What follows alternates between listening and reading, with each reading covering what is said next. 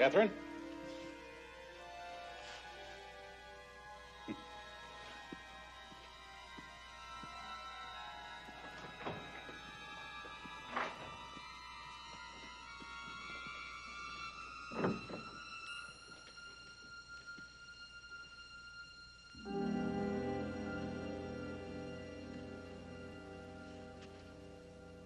What are you doing here? Catherine, call the police. Now get out of this office. I apologize for bringing Arthur.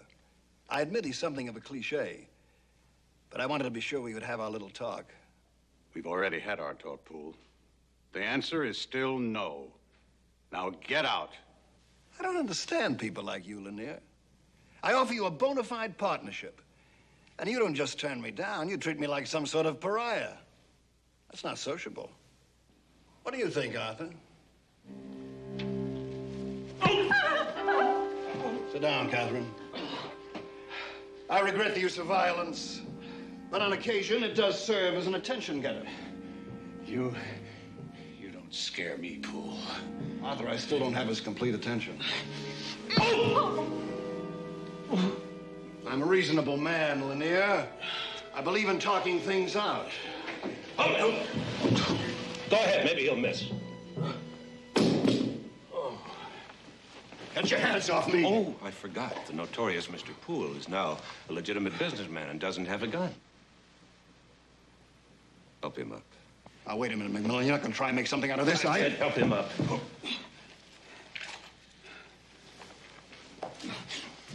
It's like the old days, isn't it? Thought you'd just give him a working over yourself, wouldn't you? It's going to cost you. You've been trying to get me for years, McMillan. You've still got nothing. Mr. Lanier and I were having a business meeting. He slipped and fell. That's all there is to it. Not this time. Mr. Lanier told us about your first meeting. That's why we're here. Now, if I remember my law books, when assault and battery is accompanied by terrorization of another innocent party, the charge becomes assault and battery plus false imprisonment. And that, Mr. Poole, is good from 1 to 10. Read him his rights. Mr. Poole, you have the right to remain silent. If you give up the right to remain silent, anything you say... Too much? Is that a question or a statement of fact? Too much.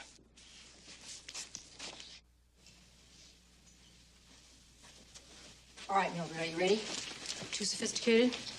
Not if you're meeting a Frenchman for a secret rendezvous, but for meeting a Frenchman at an airport and his wife, who is supposed to be stunning.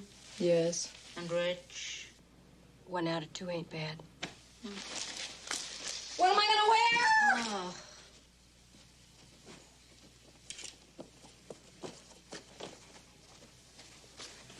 I'm stumped.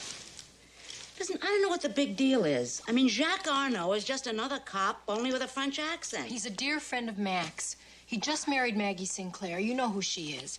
I'm looking forward to meeting her. I want to look my best. Well, what about this charming ensemble? Mildred. C'est fantastique. C'est pas trop simple. C'est pas trop sophistiqué. C'est absolument parfait. You Josh. C'est parfait. Oh, and don't worry about the rest of this stuff. I have the whole weekend to put it away. Oh, I gotta call Mac. I don't think he knows we've only got an hour to get to the airport.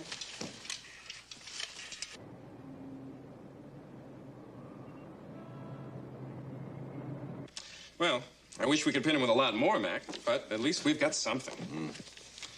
I wouldn't count on the secretary, though. She's scared out of her wits, but I think Lanier will hold up. Certainly got enough protection around him. Yeah, well, you're the key, Mac. Now, Lanier's going to testify because the commissioner of police is going to testify. Excuse me. Yes? Oh, tell her I can't right now. I'm right in the middle of it. Well, it's always important. All right, I'll take it. Yes, Sally, I know what time it is. Yes, Sally, I know he's my friend. Yes, I'm leaving in a few minutes. What? Oh, well, that sounds like a wonderful outfit.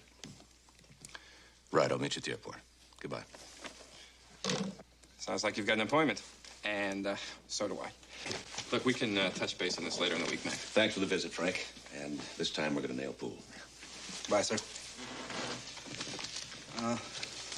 Commissioner, I'm worried. I think I should tell you that there's a rumor out on the streets that Poole has a contract out on you.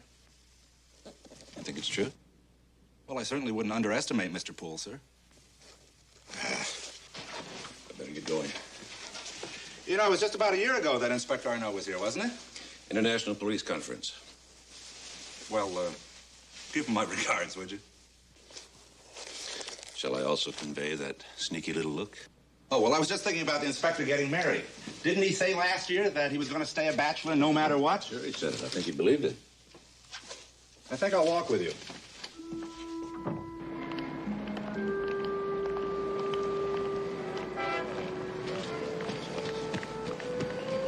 Hey, Sergeant, you got a minute?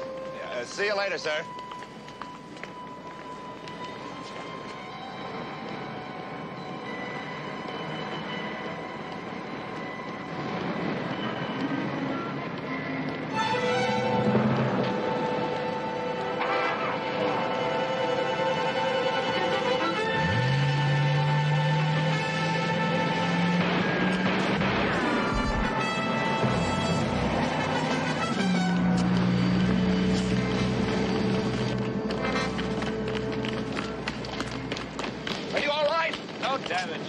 Sir, those rumors are right on the button. Raymond Poole is not wasting any Doesn't time. have to be. Poole could have been anybody else. Oh, you mean someone's going to take a shot figuring that Poole will get the blame? Could be. Either this guy's a lousy shot or he's deliberately trying to miss me.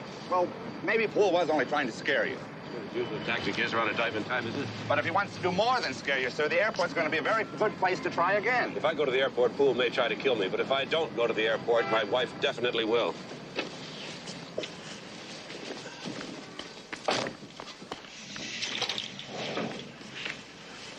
Where do you think you're going?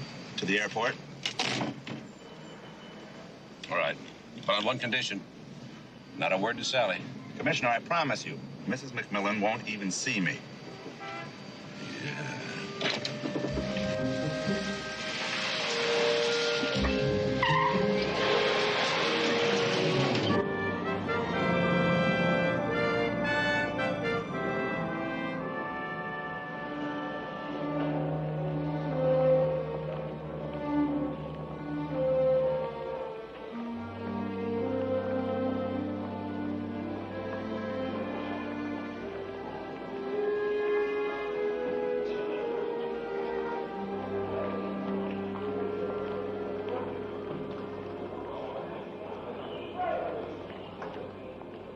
You're late. Where are they? Where's that one? Unless I missed them and they're wandering around somewhere, which is very possible. I don't remember Jacques all that well. You'd have recognized Maggie.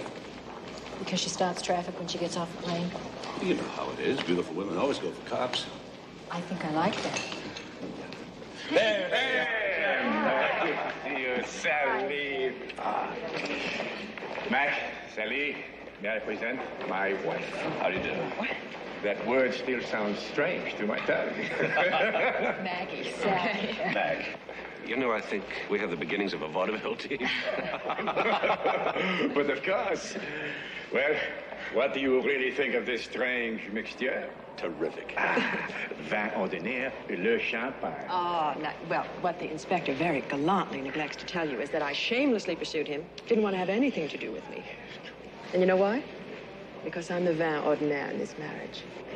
We have the same setup. Oh? We do? Where's your luggage?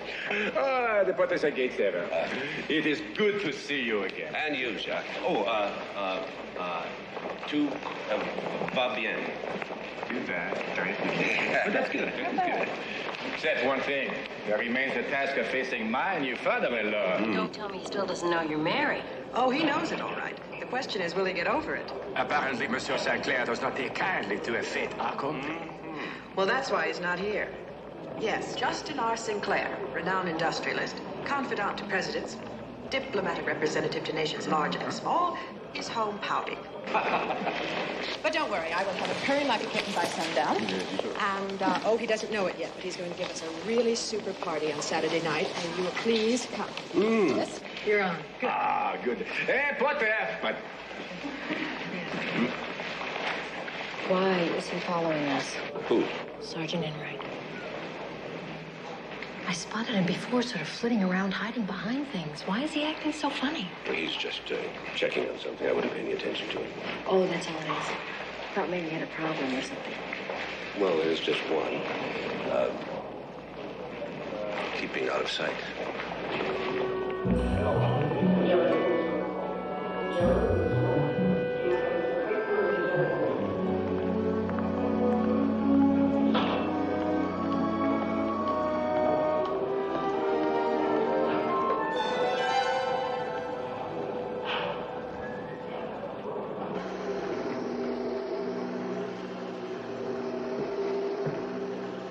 Mildred, why now? Woman's work is never done, Commish. Lift your foot. Now the other one. At the same time? Oh, please. Mac, is Justin Sinclair as rich as everybody says he is? Richer. Thank you, Mildred. Here, I'll fix that. Wonder how he and Jacques are getting along. He called me yesterday. Apparently, Sinclair's come up with a couple of suggestions. Like what? For example, tonight's party will be an opportune time for Jacques and Maggie to announce their annulment. What else? Plus a trial separation of 5 years. Come on, we're late. Don't leave on my account. We won't. Mildred, enrich my store of knowledge. Why are you vacuuming at night? I always do my work when the spirit moves me. All creative people are like that. Yeah. Have a nice night, Mildred. Oh, it's going to be sensational. I have 4 more rooms to create.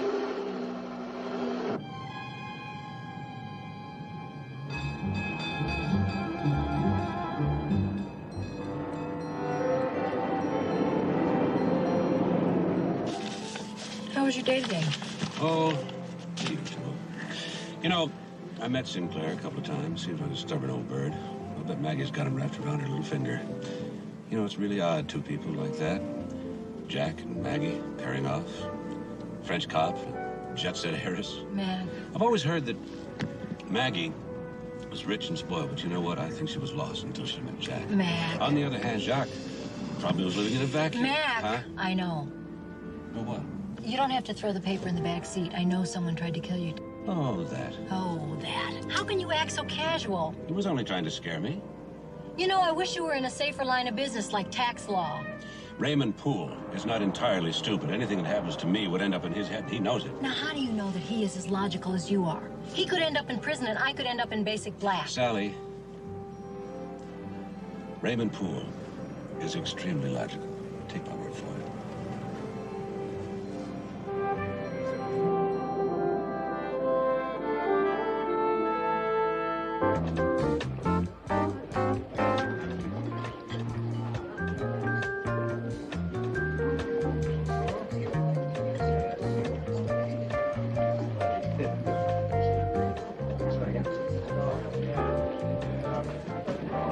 I ought to have my head examined.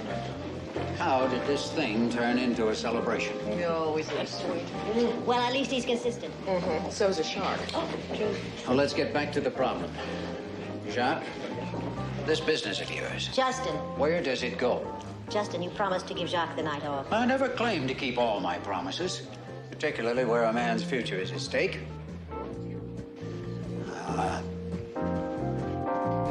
Now, here's a perfect example of what I'm talking about. 2 exalted cops on top of the heap, and between you, you don't make as much money as a tongue-tied insurance agent.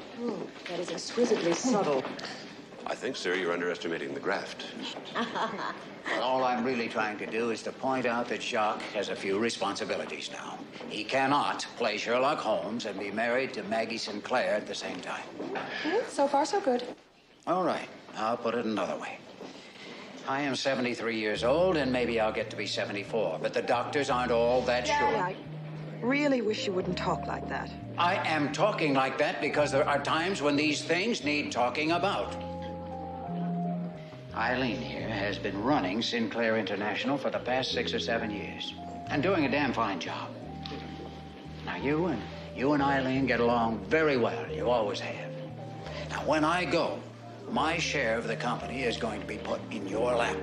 That way, I'll know that Eileen is going to stay right where she is, keeping Sinclair on an even keel. Daddy, do we have to talk about that now? Besides, what about Sharon? Oh, your sister's well taken care of. You don't have to worry about her. Anyway, I've already told her about this. Now, and as for you, I hate to say it because I still don't approve of this marriage, but you have a pretty good head on your shoulders. Sinclair International can use you. At least that's what Eileen thinks. Oh, very much so, John. No less than the ambassador, no matter how unappetizing he makes himself. Merci. You flatter me, Ambassador. But as you yourself have pointed out more than once, I'm a pretty old dog set in his ways. I like being a policeman. Well, it's long been said that money is power. And power certainly is the way of this world. I think you'll change your mind.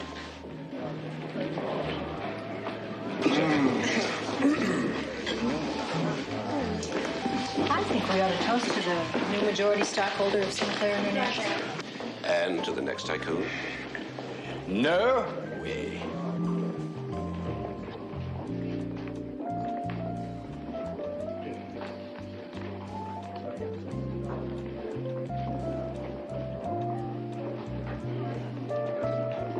Thought you weren't going to let it bother you. Well, it does bother me. Any way you put it, it's a slap in my face. Sharon, it's your father's stock, and that makes it his decision. Look, you can't really blame him. He's not a well man. He's looking for continuity. Maggie and Eileen are close. And with Eileen running Sinclair International, he's got that continuity. Well, I'd get rid of her in 2 seconds flat. She was nothing when my mother died. It was merely a girl's Friday. Now, Maggie may have been young enough to be fooled by that ingratiating substitute mother act of hers, but not me. She never fooled me. And she's got the bottom line, that Miss Eileen Cole. She's got complete control of Sinclair International. Don't you think that's a pretty insupportable statement? Eileen's had 25 years to work on the ambassador, but he's still leaving his stock to Maggie. Well, of course, darling, obviously. He and Maggie have just always had that very special rapport.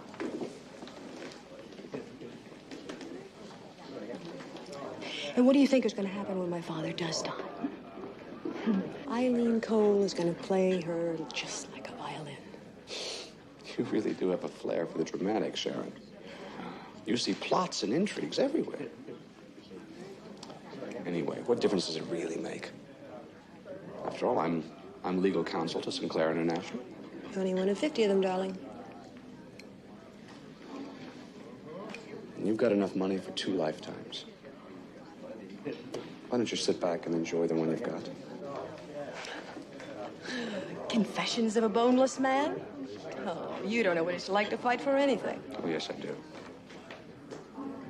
I am fighting to keep you. Well, you're losing.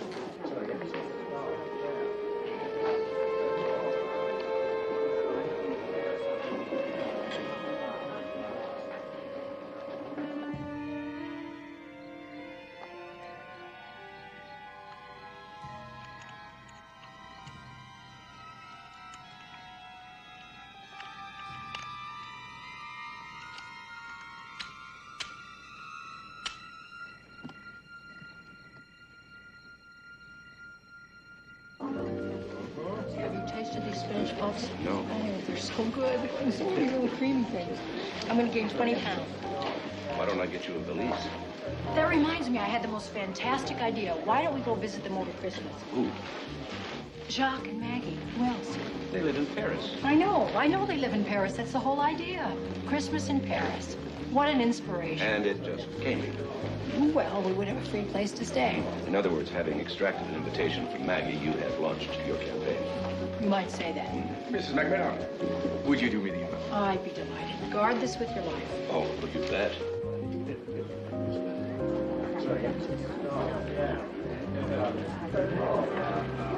Commissioner, you know him pretty well, don't you? Yes, sir, and if you really want to know, he is corrupt. Virtually an alcoholic, has a sadistic streak a mile long, and he cheats on all of his mistresses. That's not what I'm interested in. I know what you're interested in. You want me to talk to him? Exactly. It won't do you any good. You're sure? I'm sure. probably make a lousy businessman anyway. The worst. I suppose he is a pretty good cut. The best. Do you have the time?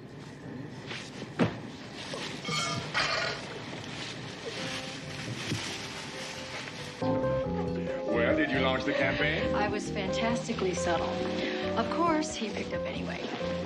Don't worry about it. I'll work on him. Christmas in Paris, that is a promise.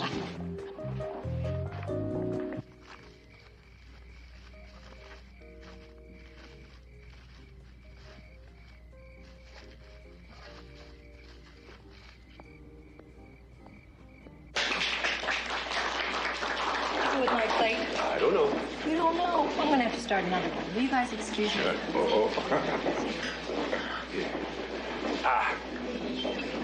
To you and Maggie. To the four of us. You know, Mac, Sally's a fine girl. She has a very special joie de vivre. We've both done pretty well since the last time we saw each other. Those were good times. Good times. You know something? I have a confession to make. This marriage business. I really don't know how good I'm going to be at it. No. I am. Yeah, but we are different. I've lived alone for so long. I've enjoyed being a hermit. Yeah. His Majesty beckons. Run. Yes, of course. Commissioner McMillan? Yes?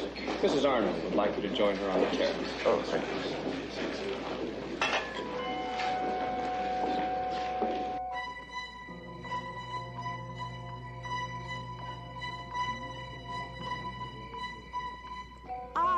I'm glad I caught you, Mac. Now listen, I'm going to be very direct and very obstinate. Something about Christmas in Paris? Aha, exactly. Now look, I've only known Sally for a very brief time, but we're very much alike and we both get what we want. So, what's the point in putting up a fuss? Well, sounds great, Maggie. We'd love to go, but I don't think I can project my schedule this far in advance. You just promise me to plan on it and the rest will take care of itself. Promise? I promise. True.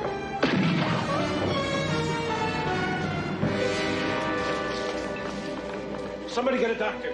I'm a doctor.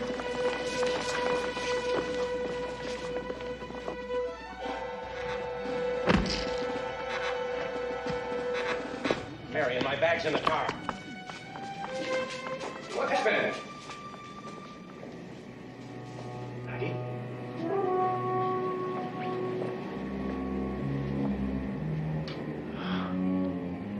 Maggie.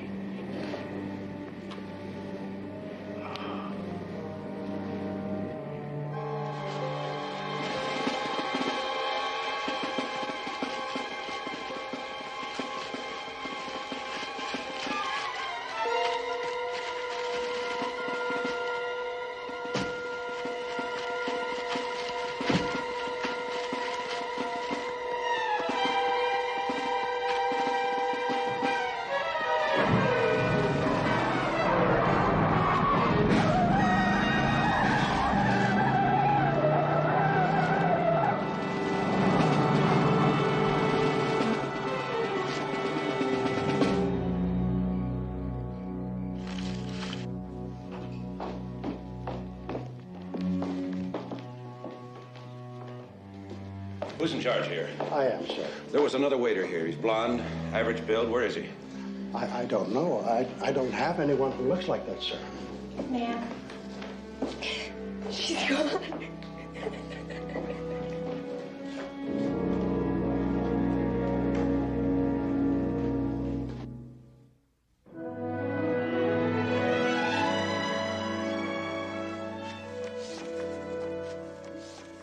It ought to turn up something. Got copies posted all over town. I want him. Mm-hmm. I want to work on this case, Mike. Jacques, do you think you should get involved in this? I will do whatever is required of me. I hope so. Well, what have you learned about him? Nothing. Posing as a waiter, that's all. There's no question about it.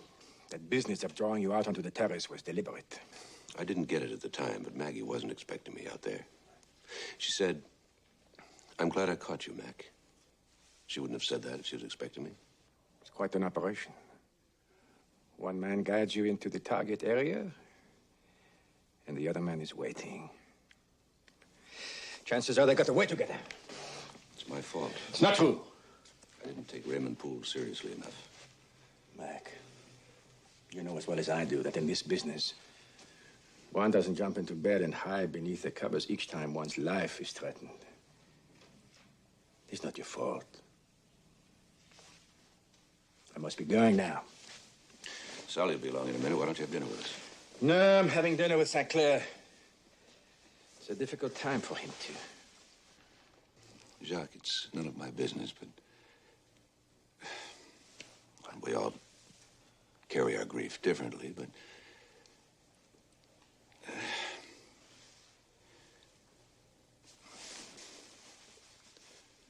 are you all right? Mac, my good friend, my wife has been murdered. And for me, this is the single greatest tragedy of my life. But Maggie would not want me to wallow in it. She would want me to go on and to catch her killer. And this I will do. With your help. We owe that to her. And as for me, well, we will take each day, yes? I'll get him, Jacques. I'll get Raymond Poole, I promise you. That won't be so easy from what I've heard. No, it won't. He's got an airtight alibi. You know, sometimes one is tempted to apply a bit of pressure. Except one abides by the rules.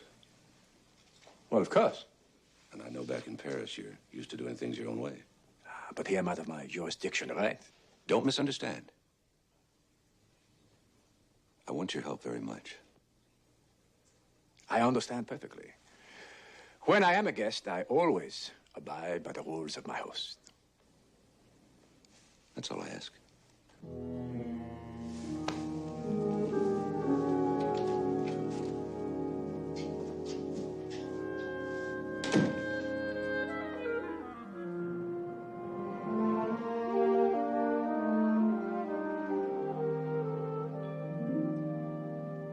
You know, Mac, I can understand why you're worried about Jacques. I'm not worried. I'm just concerned. Well, I don't know why you let him work on the case anyway. Because he wants to. I know, but it was his wife that was killed. Aren't you afraid he's going to blow his cool? I'm more concerned how he reacts when this investigation is over, when he'll have nothing to concentrate on. Mrs. McMillan, are we going to move? After I just spent all that money for the new drapes? The game, it's your move. Ah, I thought it was your move. Let's see. Mildred. Check. I'll get it. I frankly don't know how he has the nerve to walk the streets anyway. Who? Raymond Poole. He's a killer. Not till we prove it. Hi, Jacques. Ah, Sally. Hi, Sergeant. Come on in. Can I get you boys something to eat? Un café, s'il vous plaît. Ah, moi aussi, s'il vous plaît. How you feeling, Jacques? I said what? How you feeling? I'm fine, thank you. I wish you would stay with us for a while. No, I would only be in the way. You would not be in the way, would he, Mag? Well, he's a big boy. How's everything? I'm exhausted, sir. Incidentally, Raymond Poole has been an absolute Boy Scout since we're onto him. Mike, do you know a man named Morrison? Jake Morrison. Jake Morrison. Hey, wasn't he associated with Poole years ago? Yeah, they were partners. Correct. There was a power struggle and Morrison lost. Put it mildly. Whatever happened to Jake Morrison? Ask Jacques. He seems to be the current authority. Whatever happened to Jake Morrison? Well, thanks to your files, it seems Mr. Morrison has dropped out of sight. But perhaps if we can locate him, he just might relish the opportunity to settle an old score. That makes a lot of sense. Well, let's find out where he is and talk to him first thing in the morning. Bon. Je comprends, Commissioner. Charlie, you forever surprise me. Merci. Actually, the good inspector here has been helping me to brush up on my French. Sergeant, we can continue your lessons on the way back to headquarters. Headquarters? You must help me to locate the current address on Morrison. Now? But of course, if we are to get to Morrison in the morning, we must find out where he is tonight. N'est-ce pas? Oui. Au revoir, Commissioner. Madame, back to the pits. See you in the morning, Mac. Bonsoir, Sally. Where's your coffee? There is no time, Mildred. No time. Well, Mr. McMillan, have some coffee. Oh, short people never get a break. Sid. Hello? McMillan, it's been over a week and I haven't seen any results. What kind of incompetent show are you running? Do you want me to put some private detectives on the case? I'm sorry you feel that way, Mr. Ambassador. We're looking for a killer, a very clever one. Takes time. Well, there ought to be some results by now. There will be. I'll make it happen soon, Commissioner, because the next telephone call I make will be to the governor. Not too friendly, I gather. We're up to the ambassador. We'll be in Siberia by now. All right. Play. What is it again you said you could do with the horse? Mildred, that is your knight. Now, he can move any combination of 1, 2, or 2, 1 spaces. I thought that's what you said you do with the little soldiers here. Pawn. That is a pawn. Now, he can advance 1 or he can advance 2 the first time you move him. Except to take an opponent. Except to take an opponent. Then you move diagonally. Oh, yeah, then you move diagonally. I seem to hear an echo. Oh, well, it doesn't matter. I'm just going to move this little fella right here. You can't do that, Mildred. What did I do? Why? You can't move him sideways. I just told you. Commissioner. What are you asking him? You don't... I'm going to bed. Good night. How about a little two-handed poker? Oh, well, now you're talking.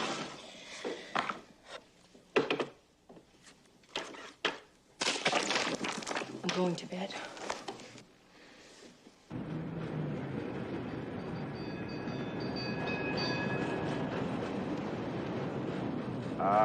There it is, sir.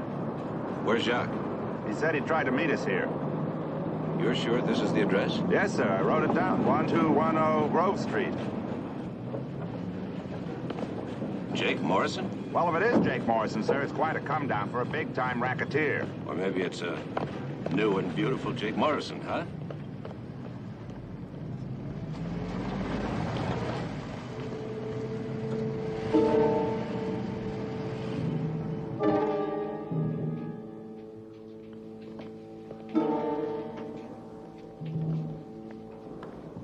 Hi, may I help you, gentlemen? Yes, I'd like to see Mr. Morrison. Oh, hold on a minute. I'll see if he's in his office.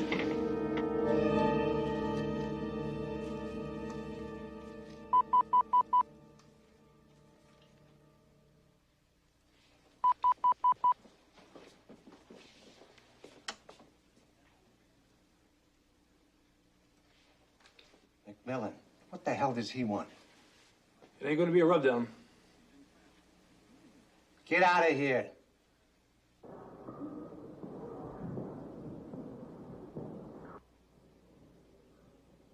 He doesn't seem to be in. Why don't you try again? Yes, sir. Why don't he take off? I'm not here, McMillan. Beat it. They're coming in. Clear it! Come on over here.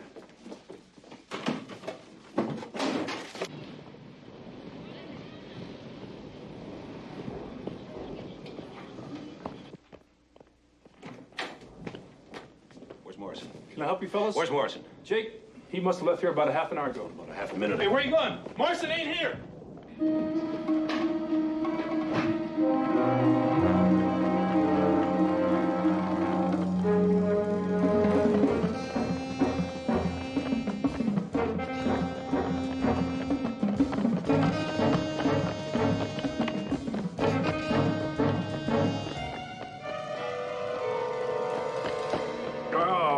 I'm afraid that this gentleman and I collided. You are right, monsieur. What is this? Pardon, I'm sorry. Can a guy jog around the block anymore? You do have a sense of the dramatic, don't you, Jacques? Oh. I don't know what's going on, but you got a case of false arrest on your hands, Commissioner. You notice everybody's concerned with false arrest these days, Sergeant? I just want to talk to you. Why don't we go back to your office? Who is this Frenchy guy, anyway? Foreign exchange program.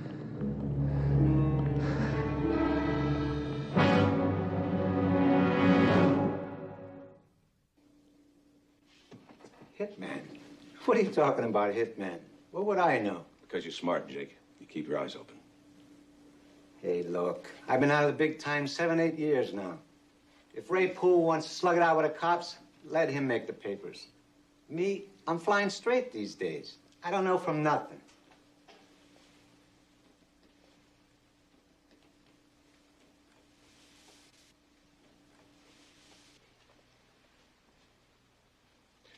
What do you suppose this is, Charlie?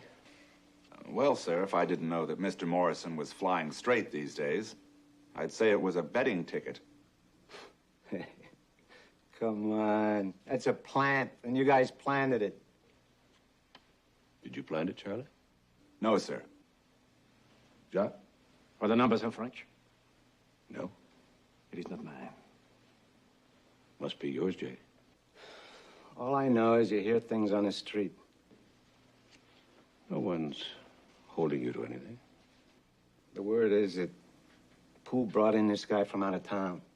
I think his name is Sable. What else? That's it. Jake, Ray Poole took you over the ropes a couple of years ago. How would you like a chance to get even? Look, I'm not saying I don't hate his guts. But Poole did me a favor, you know. My blood pressure's down 50 points from the old days. Well, the thing is, Jake, I really need you. Why me? I don't want to get involved. There's guys out there with meat hooks, you know. Perhaps Monsieur Morrison would care to explain the betting slip at headquarters, Mike? Oh, we don't want to pressure him, Jacques. Well, all I'm asking is that he keep his ears open, get me a light on Sable. All right, I'll keep in touch.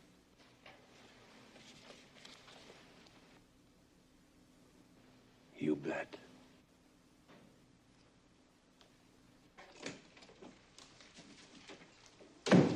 Here we go, sir.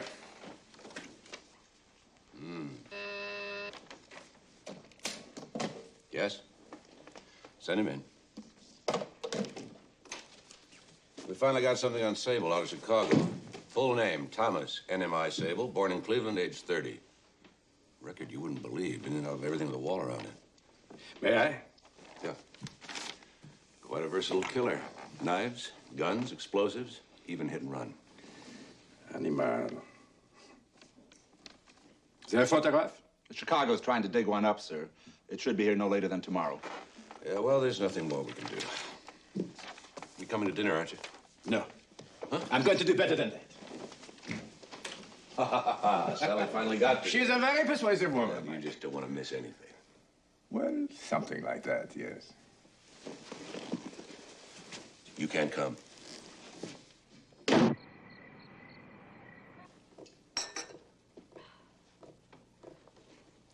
Mildred. I'm coming. Something like this takes time. Well, what's so complicated about ice cream? Oh, she's making something special. Where's your patience? Oh, yeah, something special. The last time I had something special she made, I was on bicarbonate for 2 weeks. I heard that. Okay, 1 week. Well, I don't know whether to serve this or have it bronzed. Wow. Incroyable. What is this goo? You know, Commissioner, I hate to say this, but sometimes you have the sophistication of a paw kettle. Mildred, pay no attention to the commissioner. It looks superb. Well, we'll give it the famous taste test. Oh, Mildred, you have done it again. No wonder half the crowned heads of Europe worship at your feet. As I do at yours, talented lady. Now, you see, him I like.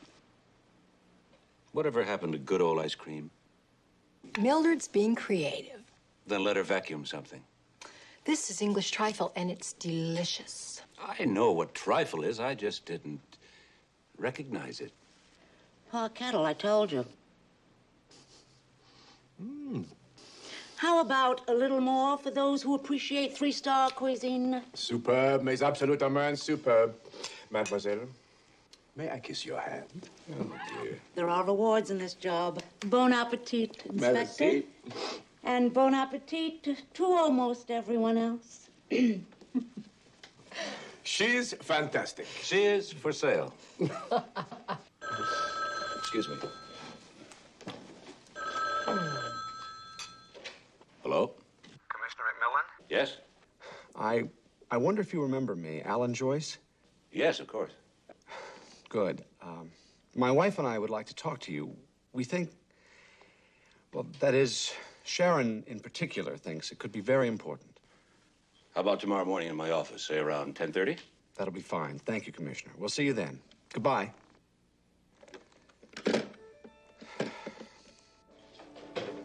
Who was that, man? Nobody. A departmental meeting. Huh. Well, I think I'll try some of this goo. I don't want to hurt your feelings. Too late.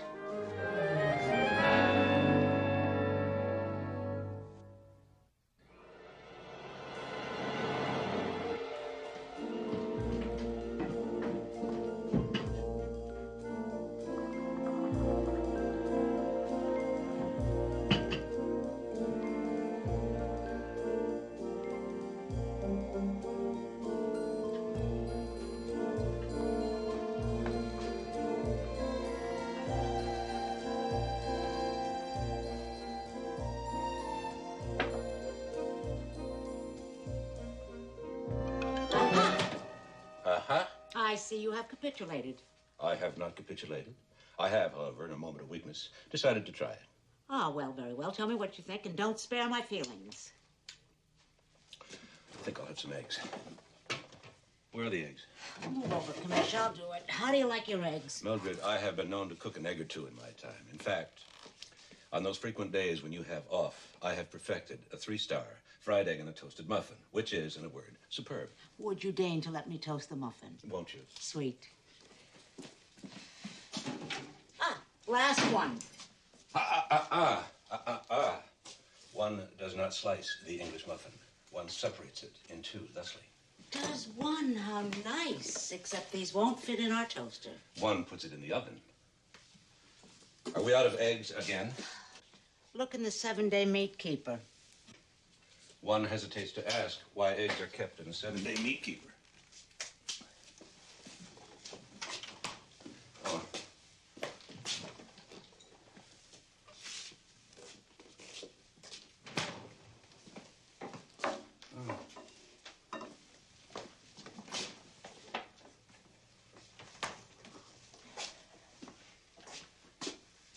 Mildred. Now, let me guess.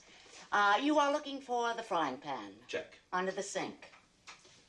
Why on earth is everything in this kitchen secreted in cupboards and drawers 12 inches from the floor? I'll tell you what.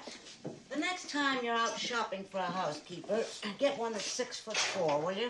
And then everything will be nice and high, just the way you like it.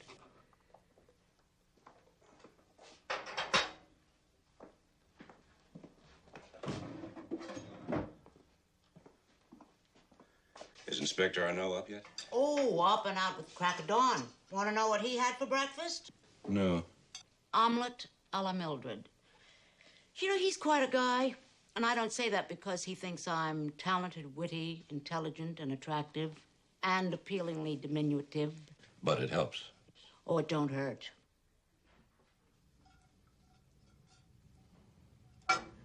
Mildred. Oh, say, I am sorry about that. I had my heart set on fried eggs and toasted muffins. Yeah, well, why don't you just have the eggs with a side of trifle? Blech. You are a picky eater, aren't you? Listen, I think this must have fallen out of his luggage. I'll give it back to him. You don't suppose he left that behind for me to find, do you? Sort of a romantic symbol? I doubt it. Me too. Yes. Mr. and Mrs. Joyce are here, sir. Send them in.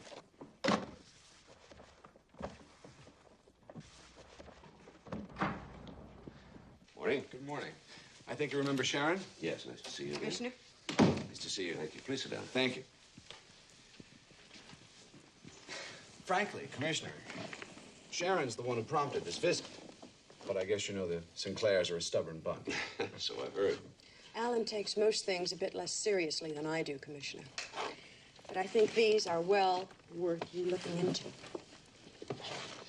They're extracts of stock purchases, Commissioner. Recently, I discovered that a rather large amount of Sinclair stock had been acquired by various holding companies. When Sharon learned about it, she became a little upset. Very upset. Every one of those holding companies is owned by Raymond Poole.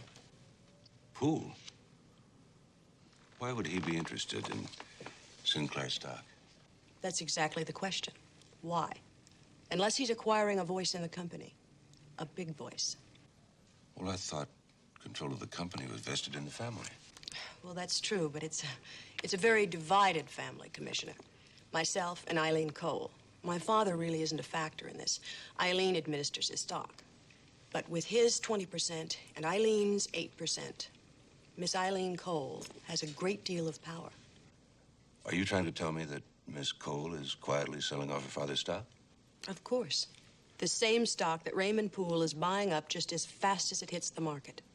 Well, I'm a little confused. I mean, what you're telling me is not a police matter. Why don't you talk to your father or Miss Cole? Well, that's what I've been saying right along.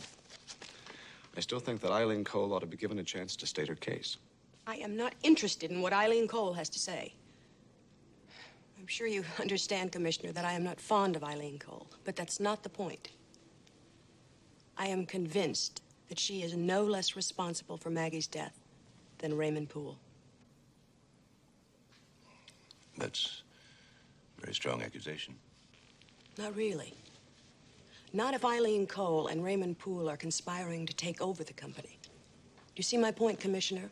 If I'm right, then the one situation that neither one of them can afford is that court case now pending against Poole. And you know why? Because in the course of the trial, Poole's stock purchases are bound to come out.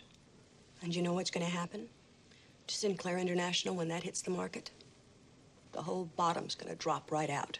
In other words, what Sharon's suggesting is that Poole and Eileen Cole conspired to kill you in order to kill the case. I'm sure of it. It's nothing but a theory, Sharon. It's a bit unseemly, isn't it? Hanging out the family wash on the heels of Maggie's death? If my sister was killed because of a power-grabbing scheme of Eileen Cole, don't you think it ought to be hung out on the wash? Well, I don't like it. No, of course not. You don't like anything that disturbs your status quo. I'm quite sure the commissioner isn't interested in our bickering, Sharon. No. But I'm sure he's interested in justice. Commissioner, there is nothing that I can do with that information. If I go to my father, well, he'll just think I'm acting out of spite and listen to anything that Eileen Cole tells him. And if I go to her, well, she'll just give me a twisted story and then go and cry on my father's shoulder. Commissioner, I'm asking you for your help.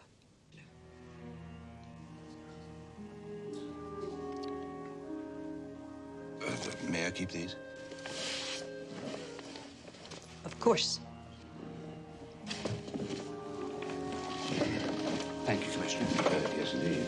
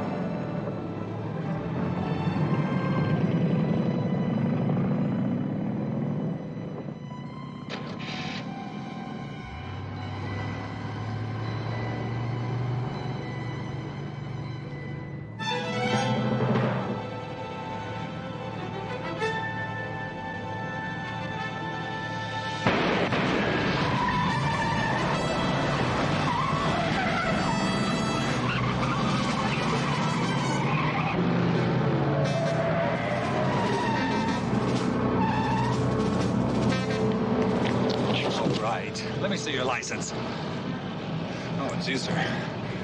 What's going on? Crazy driver.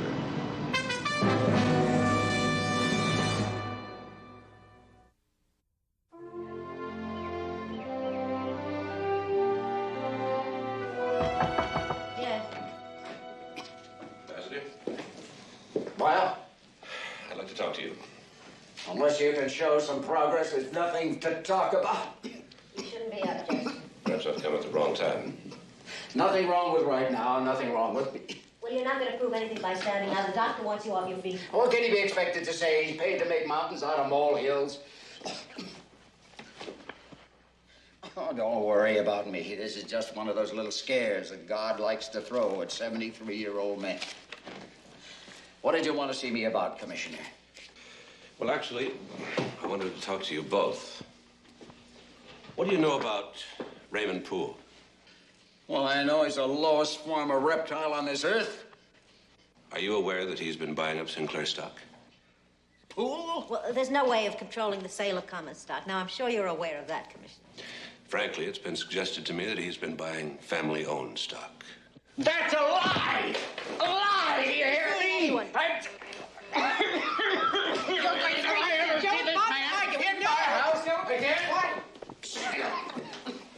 Sorry, I didn't know he was so ill when I called. He's been like that since Maggie. We don't know if it's going to get any better.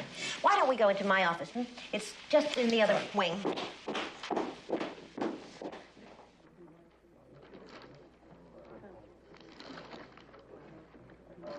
Impressive.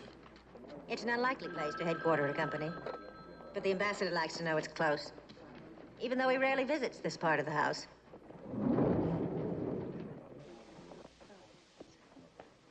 You were right about Raymond Poole. He has acquired a good deal of Sinclair stock. Family-owned stock. That's straight enough. Mind telling me why? Simplest of reasons. Company needs cash. In order to raise it, I floated a certain amount of privately held stock. But I think there's something that you ought to understand right now. That until this week, I had no idea that the purchasing company that bought the stock was owned by Poole.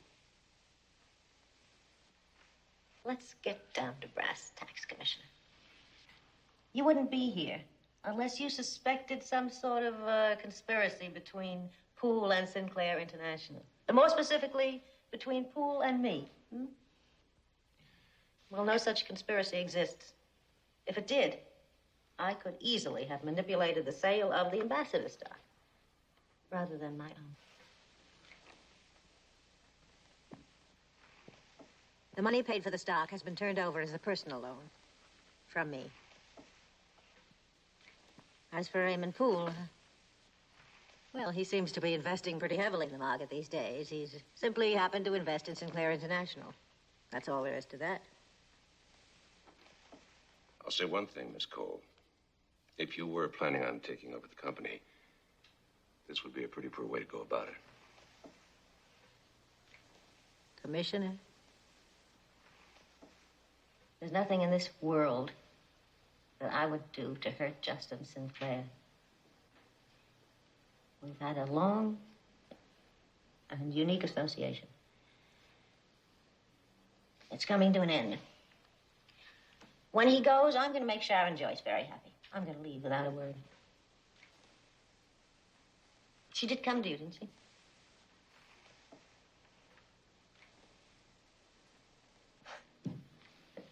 It's funny. Sharon has always thought of me as some sort of a power-mad interloper. I never wanted all of this. Well, when the ambassador dies, it's all going to be Sharon's. And I won't miss it a bit. You had this all ready for me, didn't you? Well, it was ready for someone. When I discovered that Poole had been buying up our stock, I knew there was room for a misunderstanding, particularly from Sharon. Yes? Oh, just a minute. It's for you, Commissioner. Oh, thank you. Yes, Jake Morrison just called in, sir. He's got something. I'll be there in 30 minutes. Thank you, Miss Cole. You've been very helpful. Well, I'll walk you to the door. No, that's not necessary. I know how busy you are. I'll find my way out.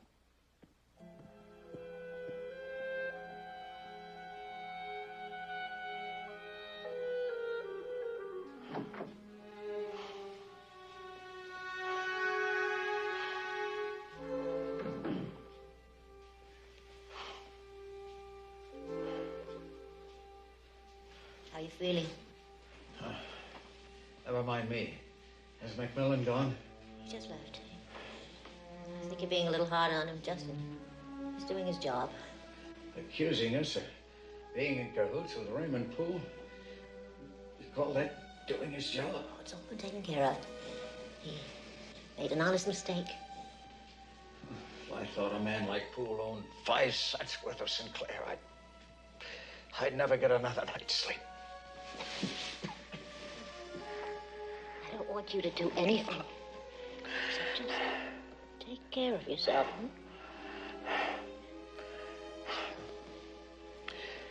Oh, they haven't been all bad, have they? 15 years.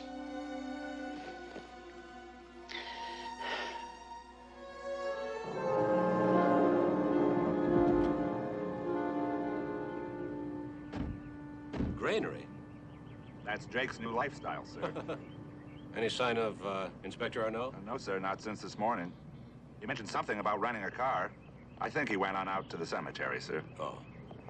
Did you leave him a message? Yeah, I left a note telling him we'd be here and to meet us here if we got back in time. Oh, and Commissioner, we really lucked out, sir. Chicago sent us a picture of Sable. Aha. Good.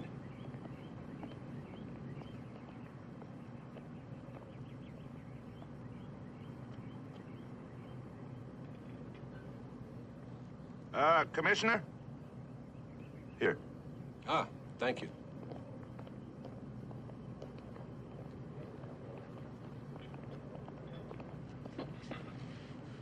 Try the number 3 plate. Terrific. Natural. Everything natural. A healthy body and a healthy mind. You know what I mean? You're a model of self-improvement, Jake. It's all part of the spiritual thing. Everything clean, wholesome. Too bad they didn't serve that back in reform school.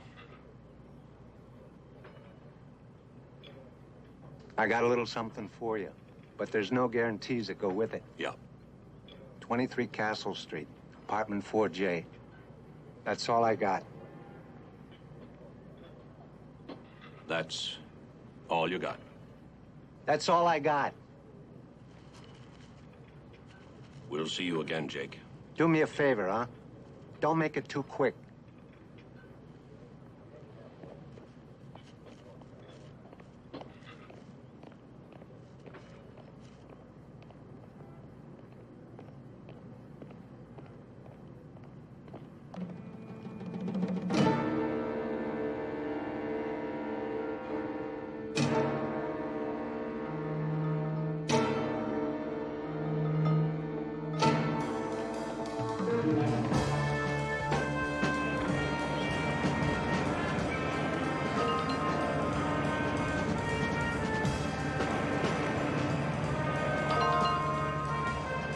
Dale?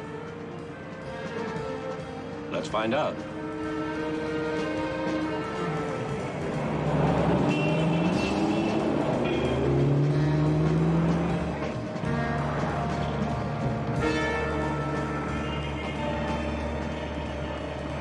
He's pretty good. All right, if he wants to catch us.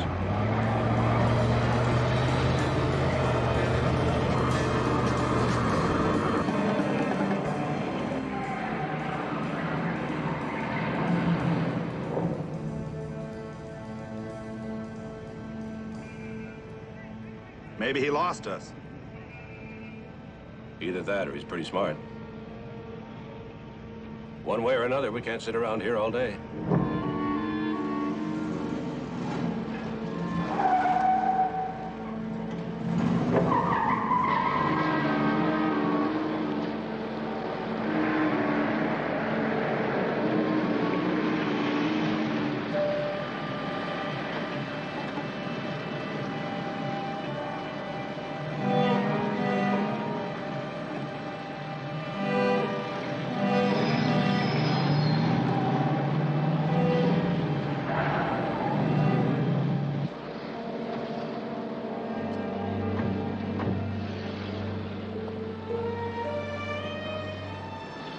Well, I'll be damned. Good afternoon, gentlemen. We have this continuing problem of affecting a rendezvous, do we not? What were you doing tailing us? My dear Mac, I am trying to explain that I have not been telling you. I received the sergeant's note. I drove to the restaurant. I arrived just when you were leaving. I followed your tortured and paranoid path, and now I am here to join you. Okay? Now this Marcus, he has some news? An address? It might be Sable's. Then what are we waiting for? Qu'est-ce que c'est? It's yours, isn't it? I don't deny it, yes. It's a magnesium-tipped bullet. It not only kills people, it tears people apart. I know what it can do, We Mac, can't use it all here. right? It's against the law. Now, I may feel the same way you do, but I'm trying to run a police department, not a private club for revenge. Do I make myself clear?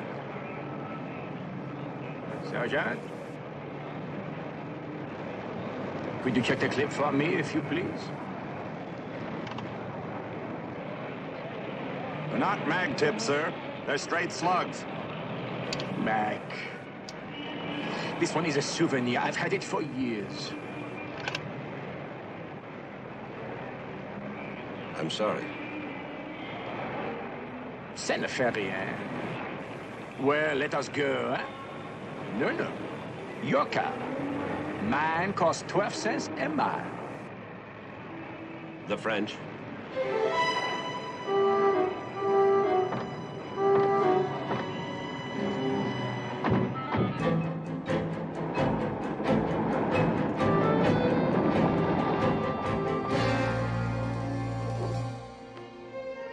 Charlie, cover the rear. We'll go in through the front.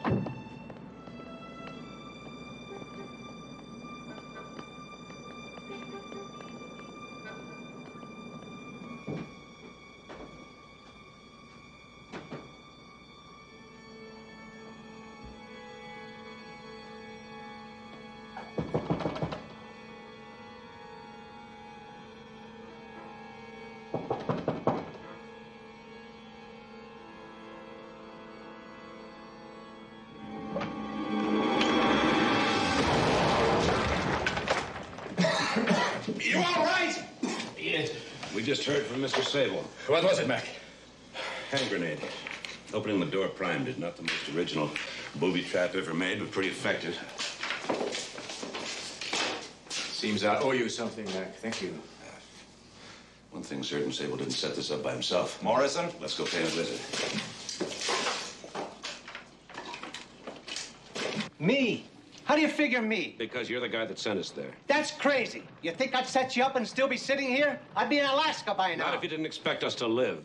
Look, McMillan, you squeeze me and I go out and I hustle up information. And I told you right out there was no guarantee on it. How do you think I feel? I was taken too, you know. By whom? Don't worry, I'll take care of you. I'm not interested in your pride. I want to know who it is. I put the word out on the street. At first, nothing. And then this guy I know comes up with the address. And it cost me $100. A guy named Andrew Green. Where's he live? On the other side of Golden Gate Park. Right. You go first this time. He floats around. Maybe he's not even there. Let's take a chance. A guy could get killed, you know.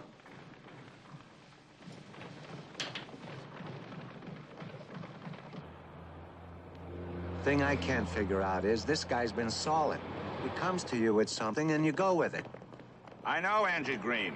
He served 2 times for burglary. He's a runner, a dealer, a pimp, you name it. In other words, a quality citizen. Just the kind you can depend on.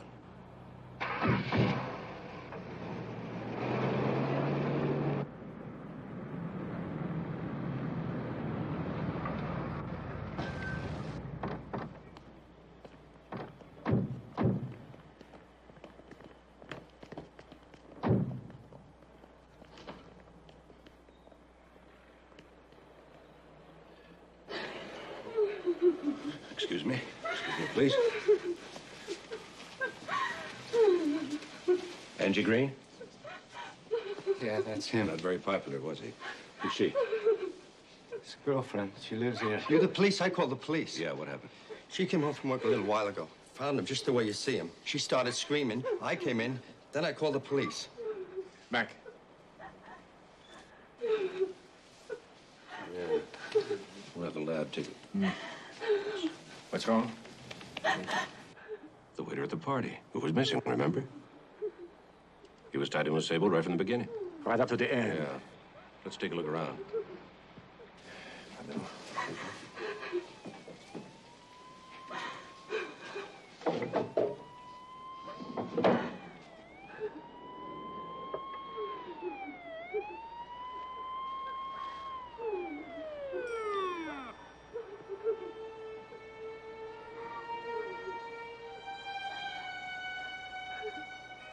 Jack?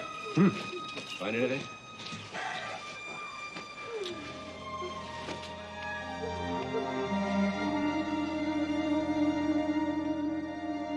McMillan, you find yourself another seeing-eye dog. This guy Sable's a maniac, and maybe he ain't too happy with me. You know what I mean? He won't hurt you. You don't know enough. Yeah? I don't see it in writing. So if you want to lock me up, that's okay. Otherwise, I'm getting out of this place for a while. All right, you can go.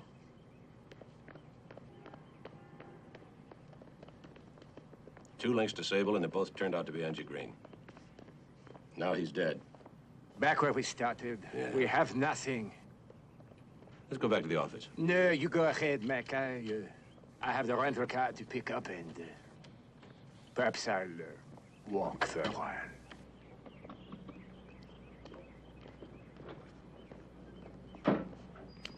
He just said it. We got nothing. Well, I know something we can do. Get the word out on the streets. The police are planning a series of massive raids and arrests. The whole city is going to be turned upside down. It's going to stay that way until Sable is out of the way. Use every pipeline you can. That'll flush him out.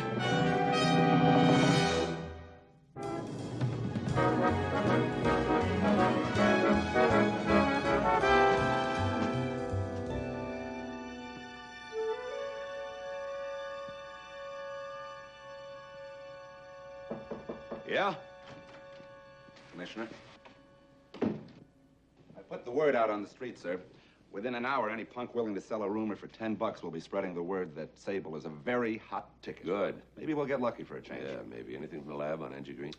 Well, we don't have a detailed analysis yet, but the preliminary report isn't terrific either. Whoever killed Angie Green knew exactly what he was doing. Like Sable, for instance? Yes, sir. Well, it's not Sable. Why not? It doesn't make any sense. Why would he kill Angie? Sable killed Green because he knew that Green was going to nail him to save his own skin. Mob will kill him if he did that. Commissioner, Sable wasn't brought to San Francisco for a sightseeing tour. When I told you there was a contract out on you, I had that information from a very reliable source. I don't doubt that. Well, then you've got to believe that it was Raymond Poole who hired Sable and that this whole thing is Poole's game. Are you trying to tell me this is a pool game? Oh, sir. I'd never say a thing like that. If it is, he's not the only player, and that's your cue. Speaking of players, sir, have you heard from Jacques? No, not since we left Angie Green's. I hated to see him go off all depressed like that. Oh, he's not depressed. Well, he wasn't exactly doing a tap dance, sir. When Jacques' depressed, he's all over the place, looking for clues, searching through files, anything that'll give him a lead. Do you think he knows something and he isn't telling us? Possible. Well, I know he's our friend, sir, but I'm going to put a tail on him. No. He's too good. Well, what are we supposed to do? Wait around here until he makes a move? You can wait around here. Where are you going? Home? I'll wait around there.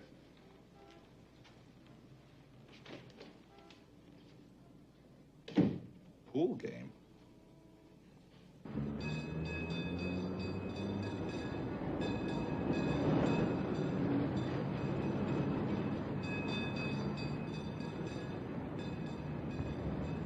Thank you. Your Paris-France party is on the line. Merci, operator. Alors, Gervais. Inspector, is that you? Listen to me, Gervais. This is very important. Do you know the jeweler Chantier and Company in La Place Vendôme? Reputation, sir. My salary provides little reason to visit the establishment. It is absolutely vital that you contact Monsieur Chantier himself. Have him check his records and find out who purchased the platinum lighter. Leaf Design. Numbers D as in Devilla, 27. 27. Do you have that? Yes, sir. I'll check it out first thing in the morning. Now, Gervais. It must be done now. Sir, it's 2 a.m. in Paris. What can be done at this hour? I don't know, but there's only one way to find out.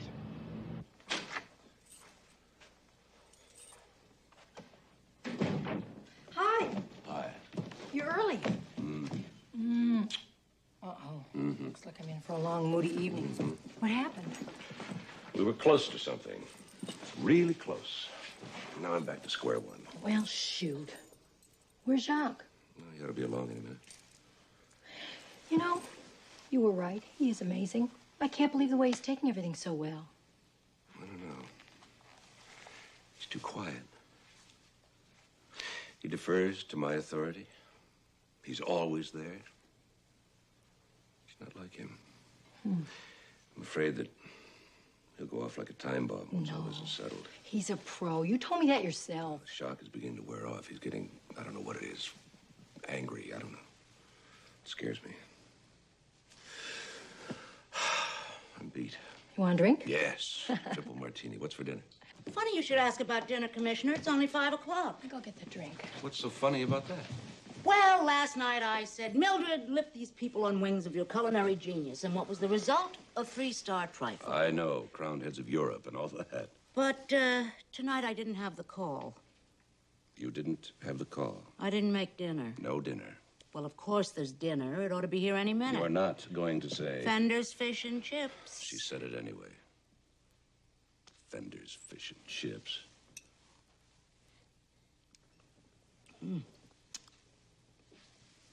Cheers.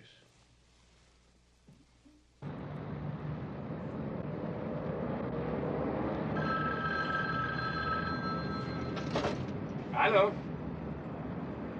Yes, this is he. Inspector, absolutely no luck, sir. I finally got through to Madame Chantier. It seems Monsieur Chantier is out of town. Madame said he'd be back in the shop by morning. Doesn't she know where he is? Well, not really, sir. She is convinced that Monsieur Chantier is with his mistress, whom she does not know, but whom she intends to shoot at some future date. Contact Monsieur Chantier the first thing when he arrives in the morning. When you have something, call me at 536-6674, Commissioner McMillan's home number. And don't worry about the time. Call me. Inspector, is something seriously wrong? Good night, Gervais.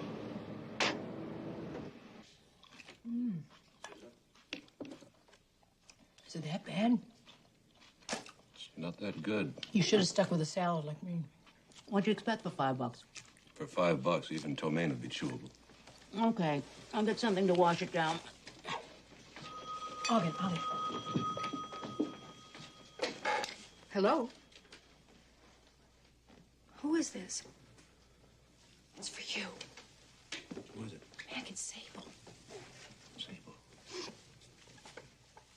Yes? Ah, my name's Sable. You want to make a deal, McMillan? When? Why not now? Right, Pier 31. Got it. What did he say? Wants to meet me, make a deal. Well, you're not thinking of doing it. Mac, it's crazy to think about that. Sable is the killer. It's just about dark outside. He's setting up a trap. Oh, he knows I'm not stupid enough to walk into a trap. A man like Sable exists in the darkness, yet he telephones me for a meeting in the daylight. Why? Because he's thinking that you'll be thinking the way you're thinking. That's why he's going to catch you off your guard. No, the pressure's too strong. So much so he's willing to expose himself to make a deal. You're not going to go there alone. No, call Enright. Have him meet me at Pier 31. Aren't you forgetting something? What? Your black mask and silver bullets. Well, I thought I'd leave him at home since my horse is in the shop. Come on, I'm serious, Mac. Why would you go alone when you've got the whole San Francisco police force to help you? He'll come on too strong. We'll scare him off.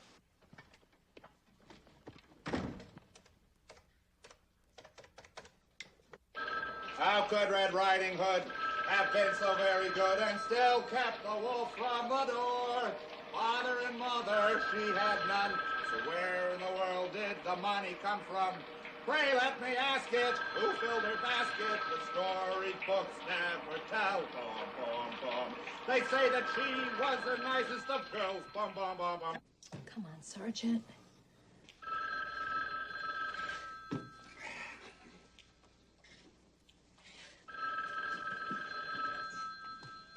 Hello? Hello? Jacques, I'm so glad glad you're back. What happened? Listen, Sable called. He wanted to make a deal. Mac went to meet him. Tell me where. You'll never find it alone. I'll take you there. I better try Sergeant Enright one more time before we go.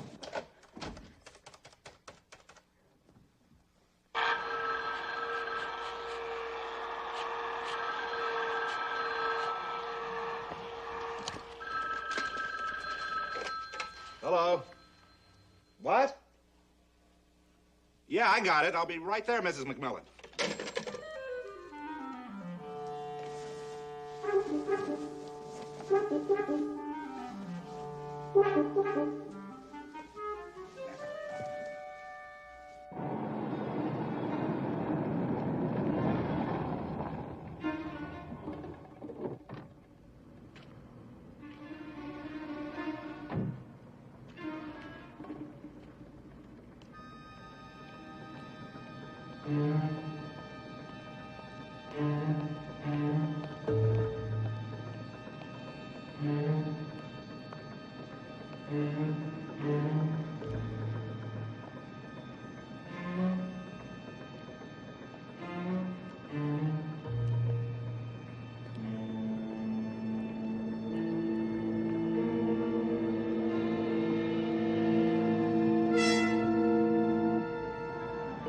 There's Mac's car. He must be on the pier. Sally, I want you to leave. Oh, no. No way. Please keep out of sight and lock the car. Good luck, Jacques. Thank you.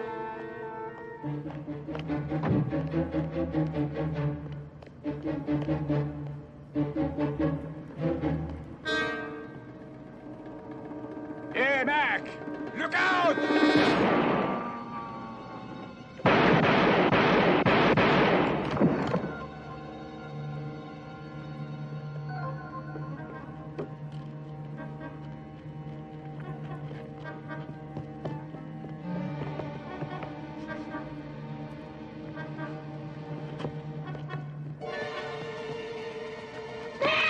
Get back in the car, Sally! Call an ambulance!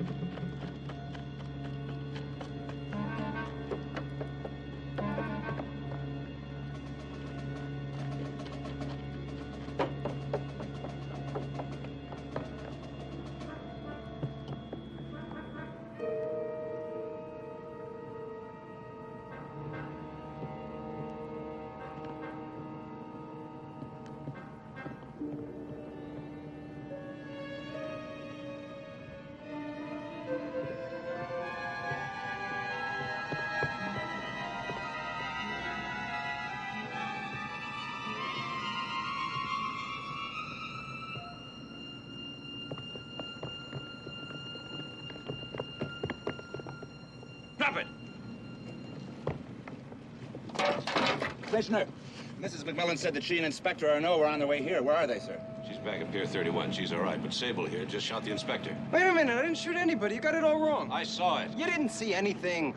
I'm telling you, I waited in my car outside the pier till maybe 5 minutes ago, just in case you had an army crawling around the place. Finally, I go onto the barge by that big crane. First thing I hear, somebody's blasting away. What do you expect me to do? I go back to my car. Next thing I know, you're on my back. Commissioner, this gun hasn't been fired. Sure. That's what I'm trying to tell you. I didn't hit anybody back there. I'm telling you, I didn't hit Angie Green either. I didn't hit Sinclair's daughter. Somebody is running around this town with a hot gun. They're throwing it on my head. I suppose you didn't know anything about a contract on me. Oh, yeah, sure, I knew about that. Poole brought me in on it, but not as a hit. I was just supposed to make you a little nervous. Okay, you did your job. You made me nervous. Now, why this setup? Huh. Because the man wanted another push. And when the man wants another push, you do what the man wants. You know what I mean, Commissioner? You know what I mean. Cuff him.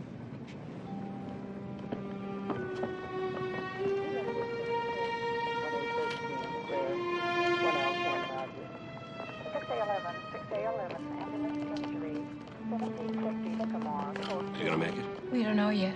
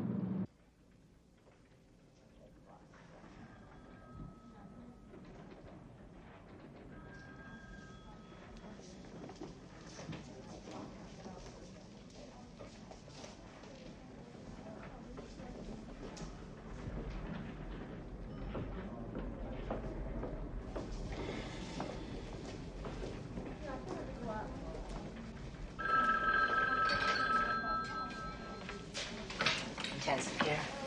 Just a moment. It's for you, Commissioner. Me? Same woman. Oh, it's Mildred. Why don't you take it?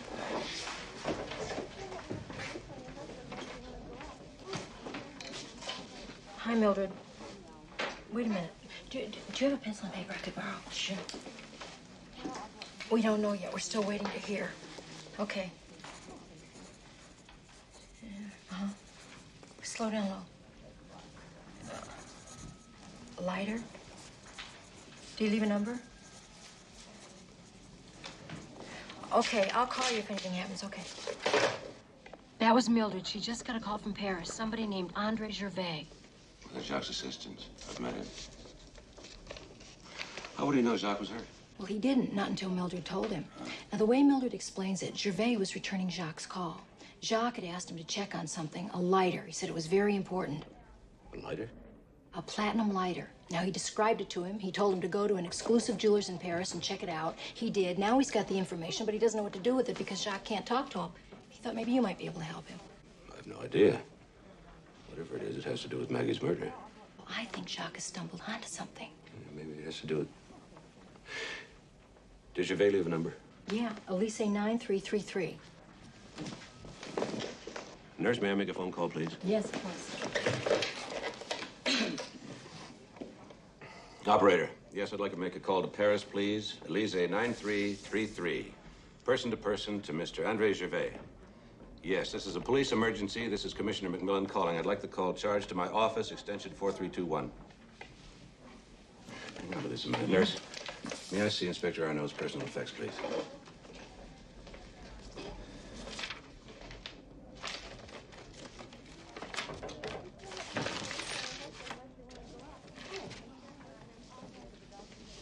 Attendez une seconde. Andre! McMillan! Fine, thank you. How are you? Platinum lighter. Leaf design. Yes, that's the lighter. Apparently, the inspector found it in someone's apartment. The apartment of someone who was killed. MG Green. Nothing. Go on. I visited the jewelry shop this morning. It seems the lighter was one of two items purchased that day by Madame Arnaud. The other was a necklace, also engraved with a leaf design. Who did you say that was? Madame Arnaud. Of course, this was some time before she and the inspector were married, so perhaps I should have said Mademoiselle Sinclair. In any event, the necklace was purchased for herself. The lighter was sent out as a gift. A gift? Do you know to whom?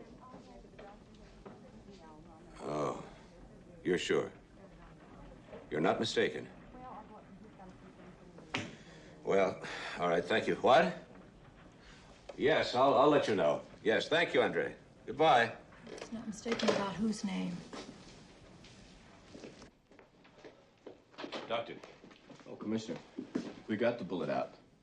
It's gonna be close. We won't know anything for a few hours. Oh, no, he's tough on you. Oh, Commissioner. How's the inspector doing? Well, bullet's out, that's about all. We have to go someplace. Charlie, can you stay here for a while? I'll be fine. Oh, wait, I forgot. I got the egg salad that you wanted. They only had tuna fish on egg Charlie. bread. There's a submarine in there for me. Enright. I couldn't get any pickles. Make sure no one touches the submarine, Sergeant. Where are we going?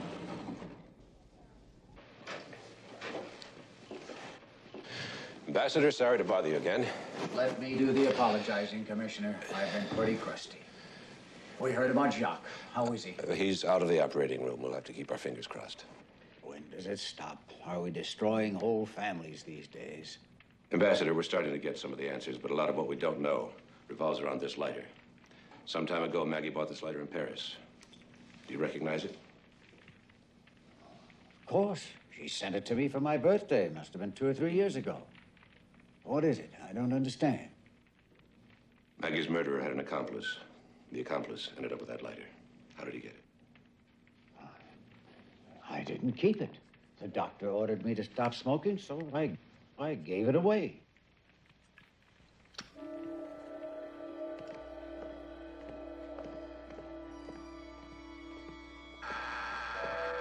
Come on in. It's not locked.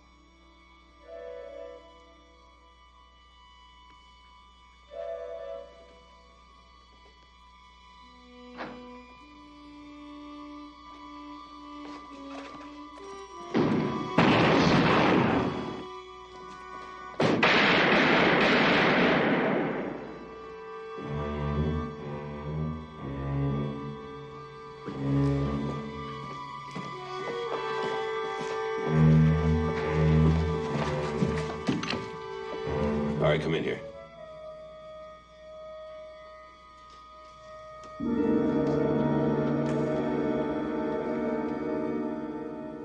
Why did you do it? What could you possibly hope to gain? It wasn't what I had to gain. It's what I stood to lose. My wife was going to leave me. She said I was a loser. I wanted to prove to her she was wrong. You see, with Maggie gone, my wife would have inherited everything. And then, you see, I would have told her I'd killed Maggie. To show her I wasn't weak. And that I'd done it for her.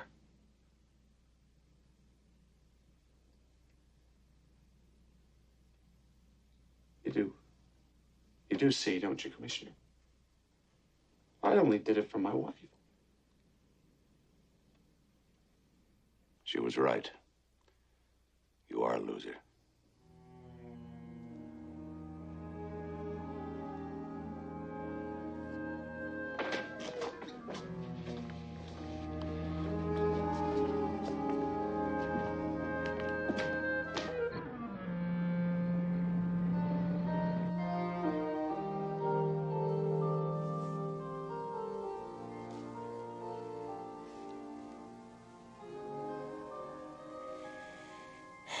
Do you know what time it is, Mac? Time for the rooster to crow. I'm still wide awake. Yeah, so am I. You know, there's one thing I still don't understand. You know the waiter that was killed? Arnie Green? Angie Green. How did he get the lighter? Well, to begin with, he was a compulsive thief. Joyce thought he'd lost it. Green grabbed it when they had one of their meetings. Alan Joyce. I still can't believe it. He's so mild and inoffensive. Sometimes those are the people you have to worry about. Killing Maggie gave him a new lease on life. Boy, when he set that booby trap, he must have been in seventh heaven. A very sick seventh heaven. How did he know you were meeting Sable? You know, if Jacques hadn't shown up when he did, you would have been Alan Joyce's third victim. And Sable would have been blamed again. I think it was merely a lot of pressure building up. Thought it was time to get rid of me. What's going to happen to Poole? For one thing, he's got an indictment in the works, plus a new star witness to testify. Sable. Yes. Yes, the hospital. We'll be right there.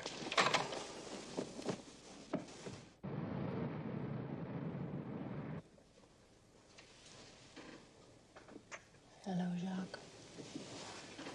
Oh, Sally.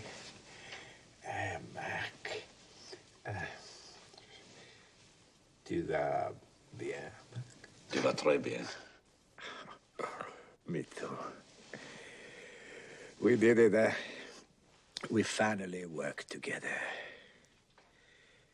You know, Mac, I was thinking, the night of the party, remember when I told you I had doubts about marriage? You were right. Would have worked out fine. That's it, Commissioner. I shouldn't have let you in. Listen, Mildred sends her love, and she says you better hurry up and get better because she's working on a 5-star menu. Oh, good. She can make up for Fender's fish and chips. Well, you're not invited.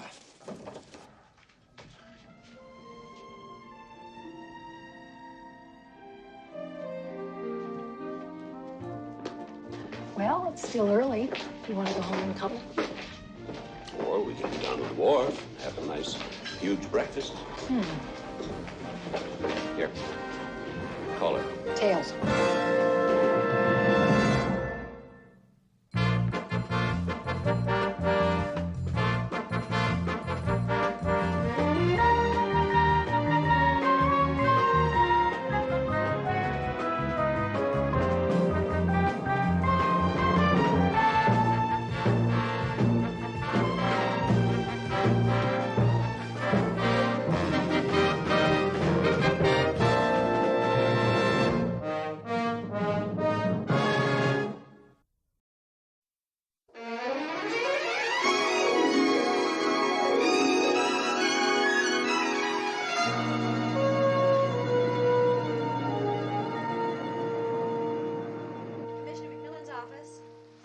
I'm sorry, Mr. Mandel. It's Friday. I can't do anything about it But I'll until have him Monday. call No, you I'm as sorry soon to as have he's to rush you off. Commissioner, we didn't take up that Dawson Commissioner proposal. McMillan's That office. took him 4 months. He can wait No, 1 week for an Mr. answer. I'm sorry, he's But, sir, we have When this- he comes out, I'll have him call. If you'll just leave your Maggie, telephone. pull the plug. I gotta get out of But here. your phone messages. Any from the President of the United States? No. Good. The rest can wait. Commissioner, you have an appointment with Sergeant Rupert. Been waiting an hour. Well, don't you think you can stall him or something? I think you should stall him yourself.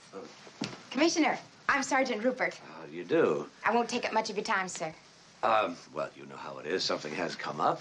Does that mean you won't be able to see me at all? Well, sometimes it's necessary to shuffle priorities when an emergency arises. Sure, I understand.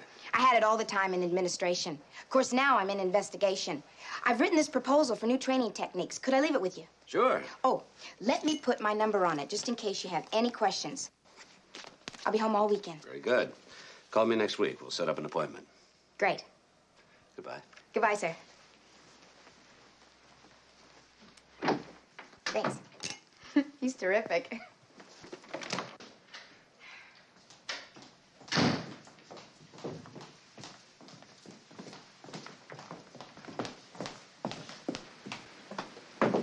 Hey there. Hi, Maureen. I've been trying to get over here all week to see you. Did you get a place to live? Oh, I found one.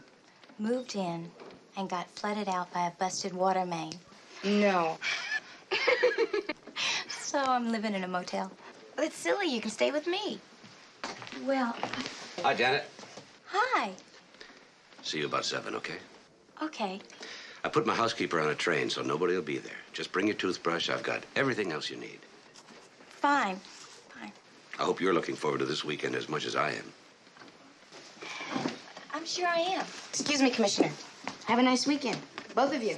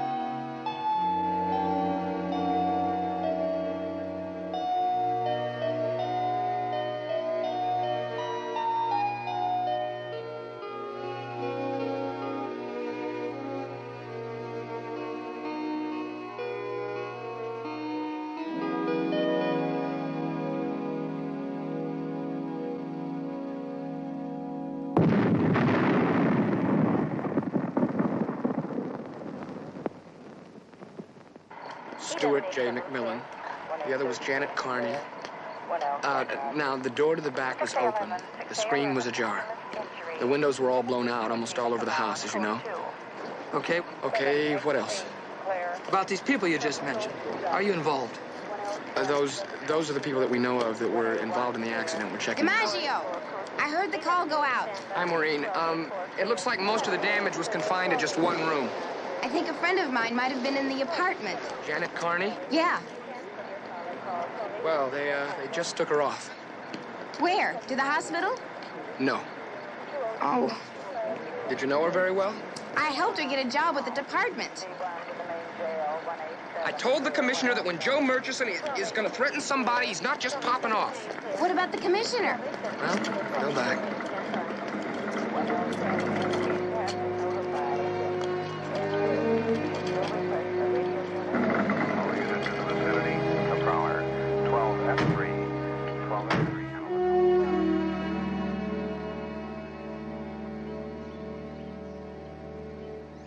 There you go, Goldie.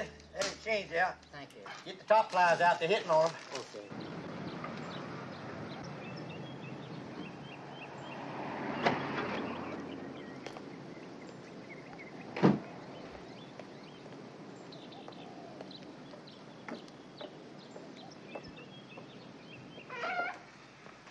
Afternoon. Afternoon.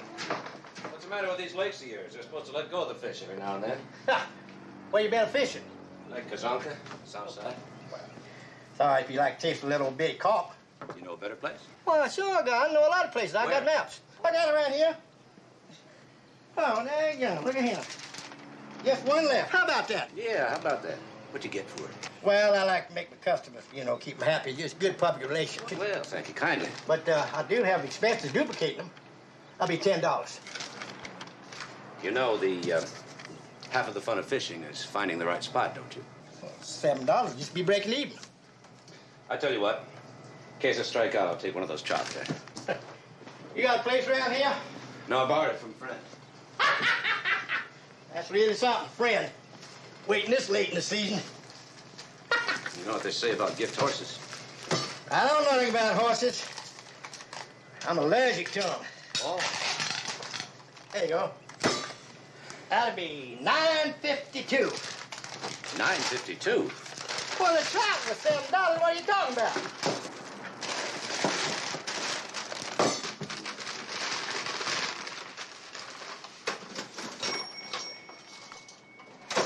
There you go, boy. You know something? You'd have been a lot better off taking that nap. Come back and see me.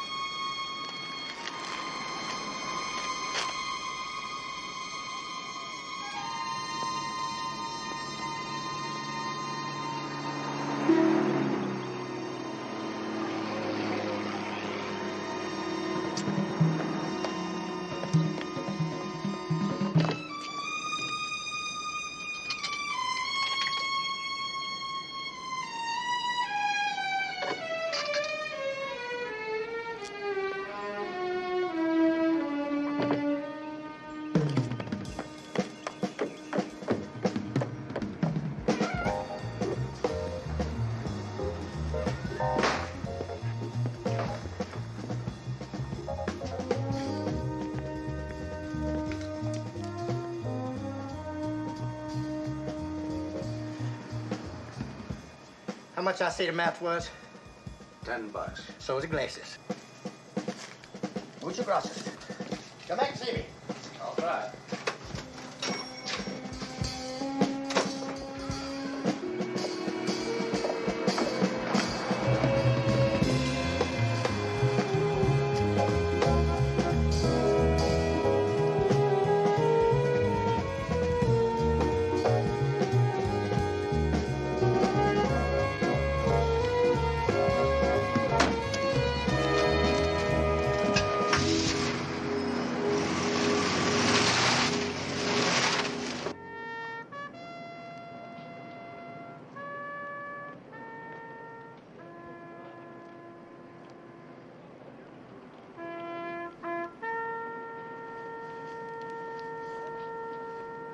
Sir, I still think we ought to wait for Lieutenant Enright to get back. He ought to be doing this, Chief.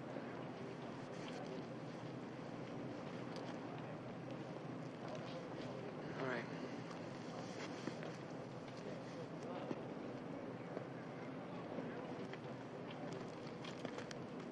right.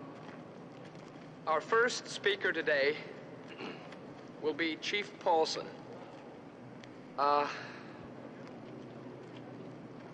Chief Paulson.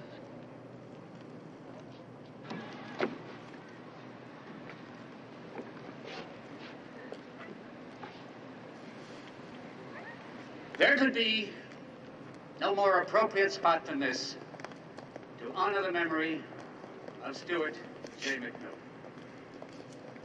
Mac loved this building. He loved this courtyard. And I like to feel that he's here with us right now, looking down, smiling that smile that we all know so well. And I think he'd be pleased if I repeated a story that is typical of the man. When I was first appointed to the rank of chief, he called me into his office to congratulate me. And I said to him, Commissioner, we are going to stamp out crime in San Francisco, or I'm going to die trying. And he said, Chief, since the Widow's Fund is running a little low, I hope that's not necessary. Yes, he's always ready with wit, wisdom, courage. They're having a memorial for you. Never mind all that. I can't talk to you now. I want you to meet me in an hour at the Palace Motel. Why? Do you want to go back to administration? No. Do you want to stay in investigation? Yeah. Then meet me there. I'll be registered under the name of, Sam Stew Chief. Got it? Yeah. All right. You all right? Yeah. Smile. All right. And don't tell anybody you saw me. Right. And we promise ourselves that the murderer of Stuart J. McMillan and Janet Carney will be brought to swift and uncompromising justice.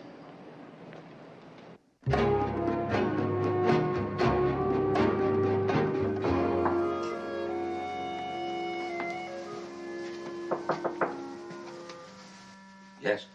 It's Maureen. Come on in. I don't think so, sir. Why? Commissioner, there are things that are bothering me about this. Come on in. Now, what's bothering you? Are you aware that Janet was only 22 years old? No. She was. Now, I realize that in our society, a lot of women prefer older men. And I don't want you to think that I don't sympathize with your situation. What situation are you sympathizing with? Obviously, in recovering from the death of your wife, you have certain needs. Obviously. Now get to the point. You and Janet were together. We were clearly not together. She was in your apartment. And Janet is dead. Yes. And the man that was with her in my apartment is dead. Yes. Then explain it to me. If I spent the weekend with her, how come I'm alive when the man who was with her is dead? I don't understand any of this, sir. I don't either. Sit down. Thank you. It's just that I feel somehow responsible for Janet. And if she wasn't with you, what was she doing in your apartment? I loaned it to her. She told me her place had a busted water main. Yeah, she told me that. Actually, we swapped places. For what? For Uncle's cabin on Lake Agonza. Oh.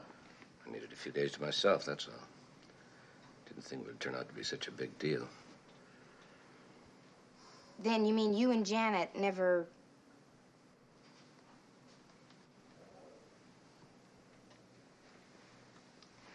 Well, as I said, what went on between the two of you is really none of my business. Now I have a question for you.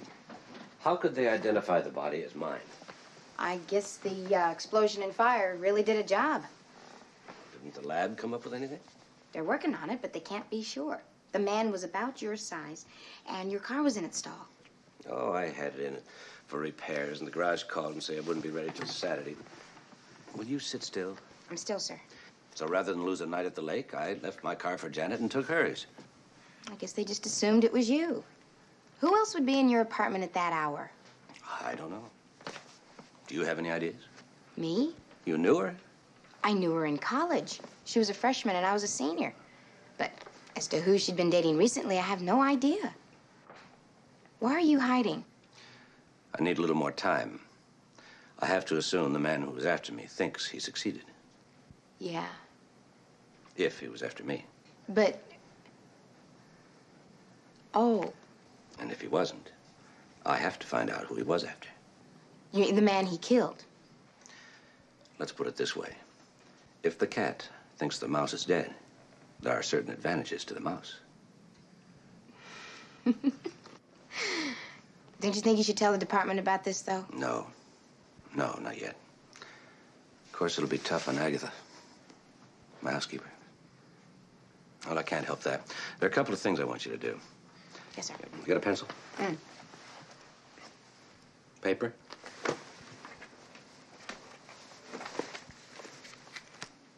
Right. Oh. Shoot, sir.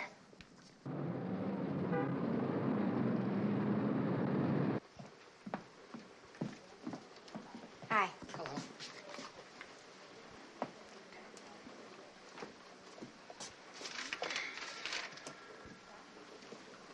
Here you go.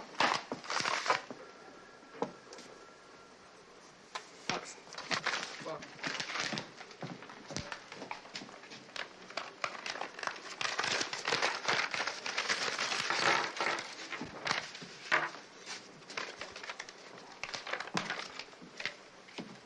Hello, Sergeant. Oh, hello, Chief. What's that? These are Janet Carney's things. She was a friend of mine, on a personal basis. I just thought if there was something I could do to help.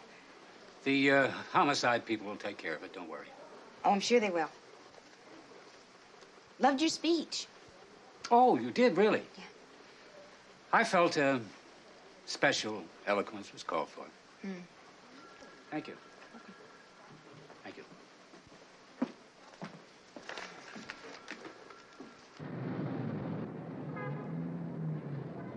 Then there were 3 lipsticks, a comb, a lighter, theater ticket stub. Have a date on it?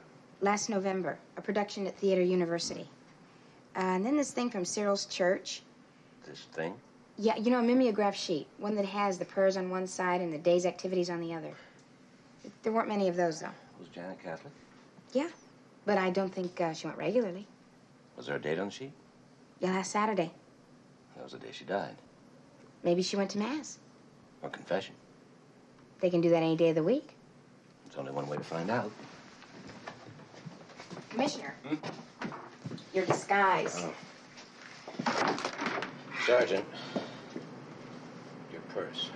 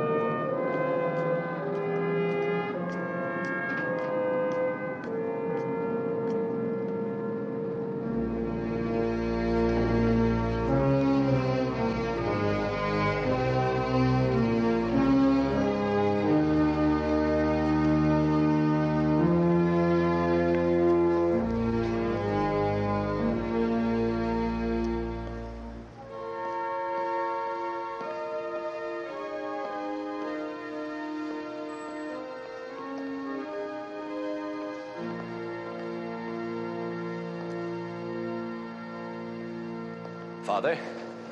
Hello, may I help you? Yes, I'm looking for the parish priest. Are you he? Temporarily. Father Revere's been ill. Ordinarily, I'm his assistant. I'm Father Matheson.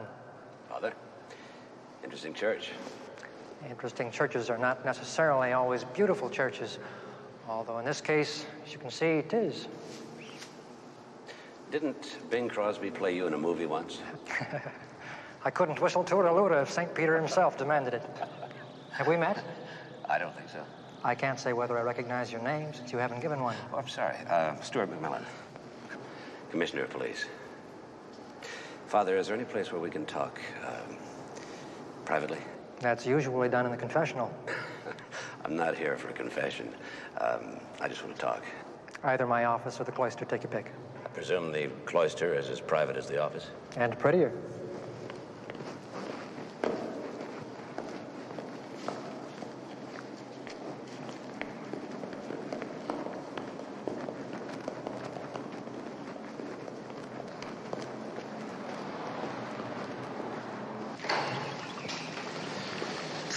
Even though I'm not a Catholic, Father, I would like this conversation held in confidence. Anytime I'm engaged in professional counseling, I'm ethically bound to secrecy, even if it doesn't have the same moral strictures as the confessional. I see. Are you here for professional counseling? No. I'm here to talk about Janet Carney. What about her? You do know her. I did. According to the newspaper, she's dead. You were in the same newspaper. Your picture. I'm afraid I don't understand. It's complicated. Lots of things I don't know myself, but I would like to know some things, well, anything, about Janet. What sort of things? She was here last Saturday, wasn't she? And if she was?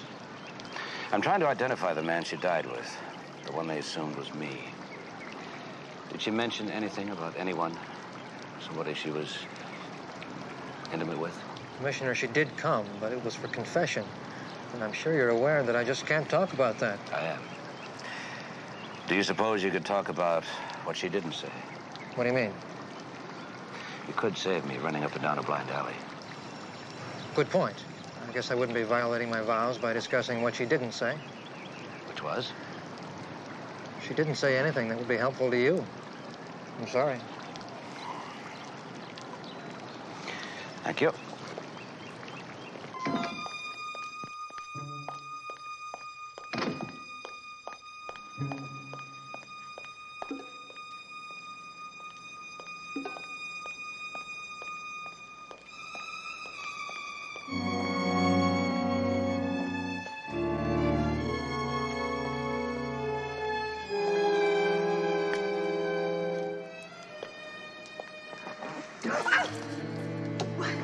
What are you doing? Scare you a little bit? A lot. Mind if I drive? Well, I can drive. Well, since I'm going to drop you off, this makes better sense.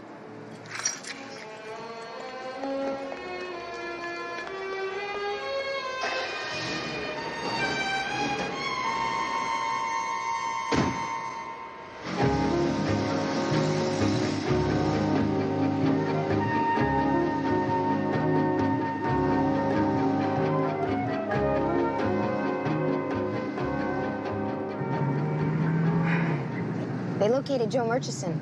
They're bringing him in for questioning. He's the one that DiMaggio thinks is behind this. Oh, good. Then I can stick with Janet. How'd you know where I live? I looked it up in a book. A book? The telephone directory. Oh. Do you always ask such dumb questions? Well, what questions am I supposed to ask? Like, where are you dropping me off? For instance? Well, I assume you're dropping me off at a car rental agency, considering the fact that you need transportation. And you can't rent a car yourself without identification. Of course, you could keep on driving Janet's car, but the police are looking for it, so that wouldn't be very smart of you. Where are you dropping me off?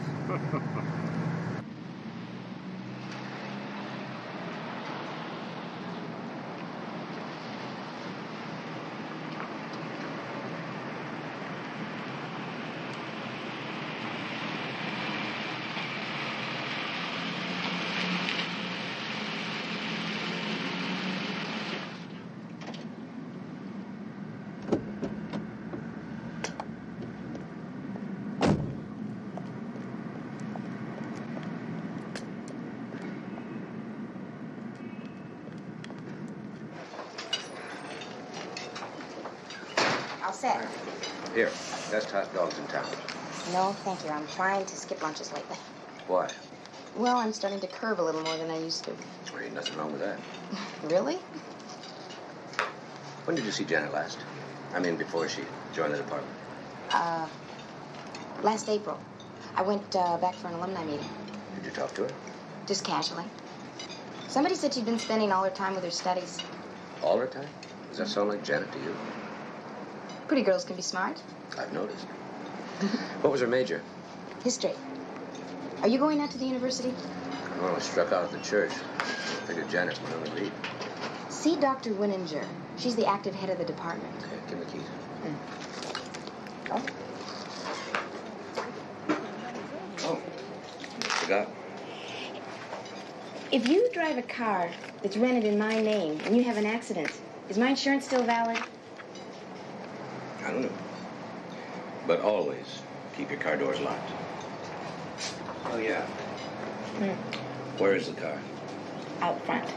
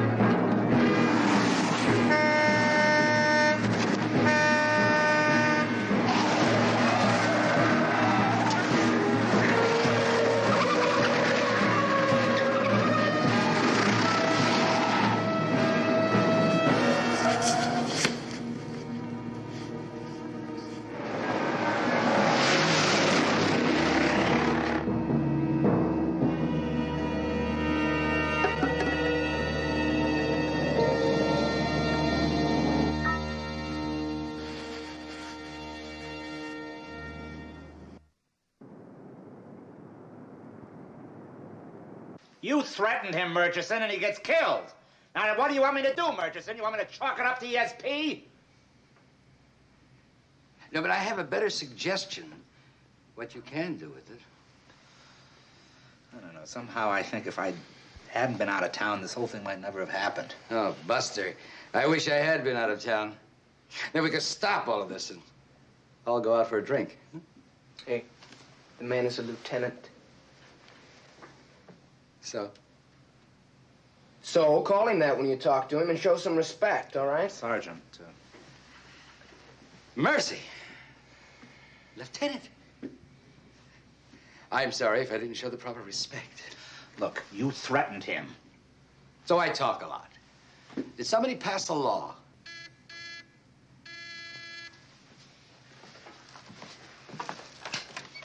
Yeah? Sergeant Rupert, it's for you.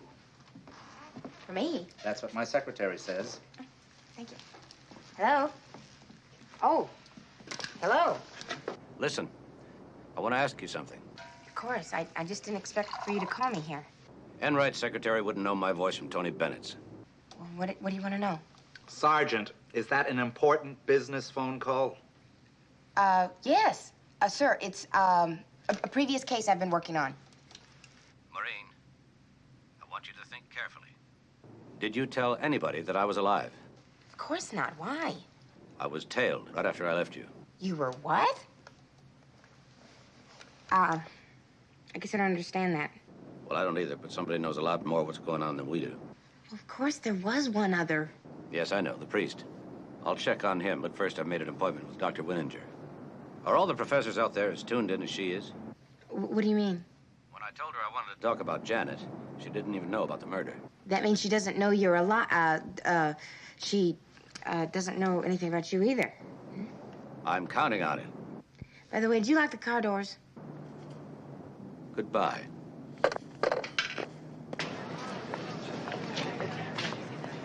Just what is the nature of your inquiry? Well, Janet applied for a position in our department. Must be a significant one with you checking her out yourself. Why? Does it surprise you that she would apply for a significant job? That she'd apply, no. That you take her seriously. I take it you have a low opinion of her. Janet is fairly bright, fairly ambitious. Sorry, I can't speak as well of her judgment or her personal conduct. Could you be more specific? I could, but I don't intend to. I'm wondering about her friends. I understand what you want. I have given you my professional opinion. I do not intend to indulge in gossip. Have a nice day.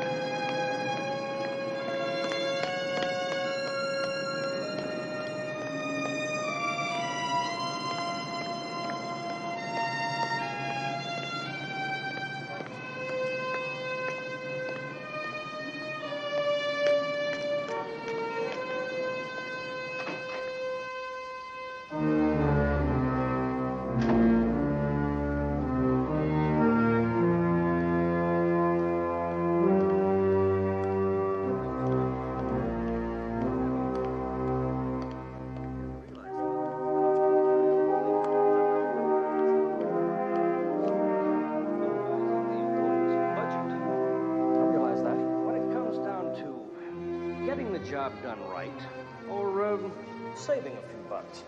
I think we ought to have confidence that the Lord will provide. If the bank would just have that much confidence in him. Father, you leave the bank to me. You've got it. Goodbye.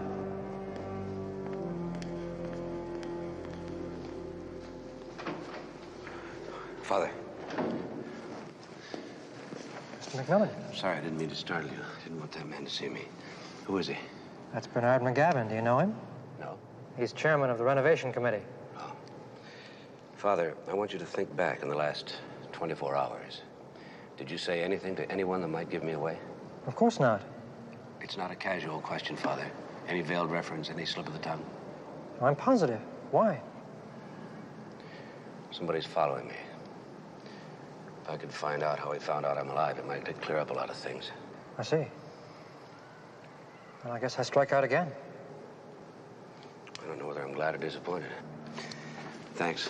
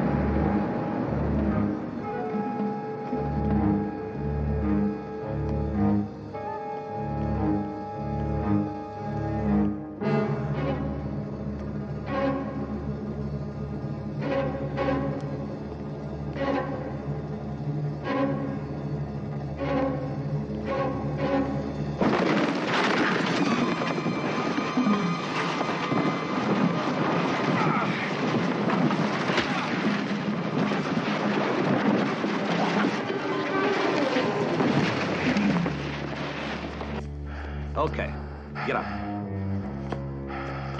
Who are you? My name's Mason. Who sent you?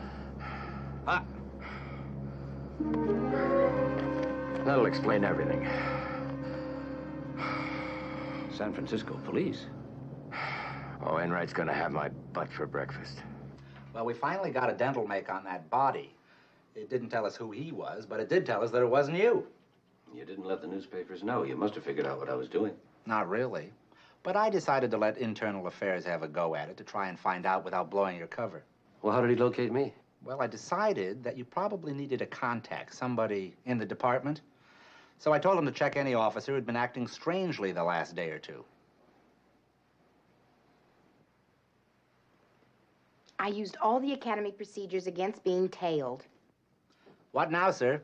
Well, too many people know. Might as well release a statement. Right away. And we can turn in that rental car? Right. Oh, there is one more thing, Commissioner. You know that gold desk pen you always used? You know, your favorite? Mm-hmm. Well, when you were killed, I mean, when I thought you were, when I thought that you weren't coming back and that you'd never need it again, I lifted it. I mean, I took it as a memento. Yes? Well, I would like you to have it, sir. And welcome back. Thank you, Charlie. Oh, Charlie, I'd like to use Sergeant Rupert for a while, okay? I'm ready, sir. She's ready, sir. Good, good. I have to let somebody know I'm alive. So I'd like you to lay the groundwork so she won't have a heart attack. She? Yeah. Oh. I'm so glad the young people like you appreciated his contribution. Well, I did. But, you know, it's like his death wasn't in vain. You know what I mean? That's exactly what I'm trying to talk to you about. His death was in vain? No, his death, but you see... I wish he had met a girl like you in his own time. No, you don't understand. I understand his loyalty to Sally, heavens knows. Life goes on and on and on, and except when it doesn't go on. Please, stop crying. This is what I'm trying to tell you. It's going to be a little bit of a shock, but a pleasant shock. Oh, I've had enough shocks this past weekend to last me a lifetime. Miss Thornton, you don't understand. Miss Thornton. Please, what I'm trying to tell you is very hard to explain, but Commissioner McMillan isn't dead. You know, people think it's not paying for me to go around packing up things in this apartment just because I wasn't a blood relative. But he wasn't killed. Sometimes it's even worse. I have to make judgment on some things I'm not even prepared for. I don't know what to do with this Dizzy Gillespie collection. Miss Thornton, he's alive. So I didn't do anything with it. Nothing. Very good. I thought you'd feel that way. I was...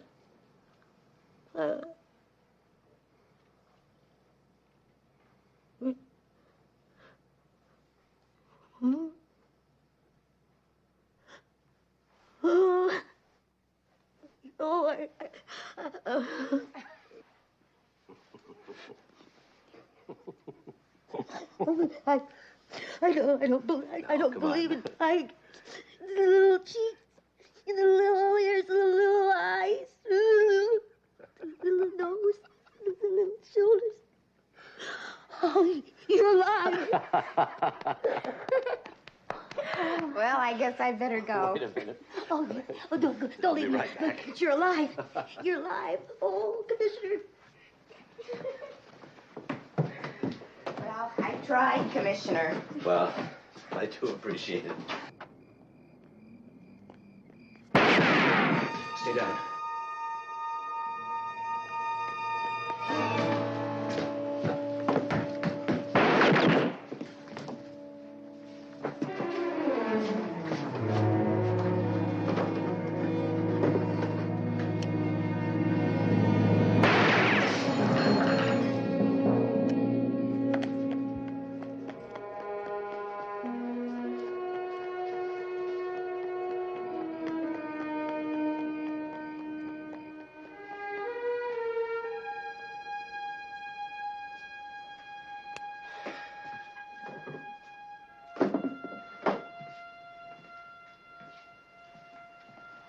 What do you want me to do? Stay put. I'm put, sir. Well, that proves one thing anyway. Which is? It was you they were after in the first place. Maybe. Also proves somebody's afraid we're getting close to the truth. Do you think we are getting closer to the truth? Sure. Aside from the fact that we don't know who was killed, who killed him, or why, just about wraps it up. Right, sir. Did you see what happened? Did you see what happened? A bullet came right through that window, and he hit that door over there. Another one hit the mirror, and right there where I was sitting right there, a bullet came right there. I could have been killed. Yeah? Could have been killed. Is she all right?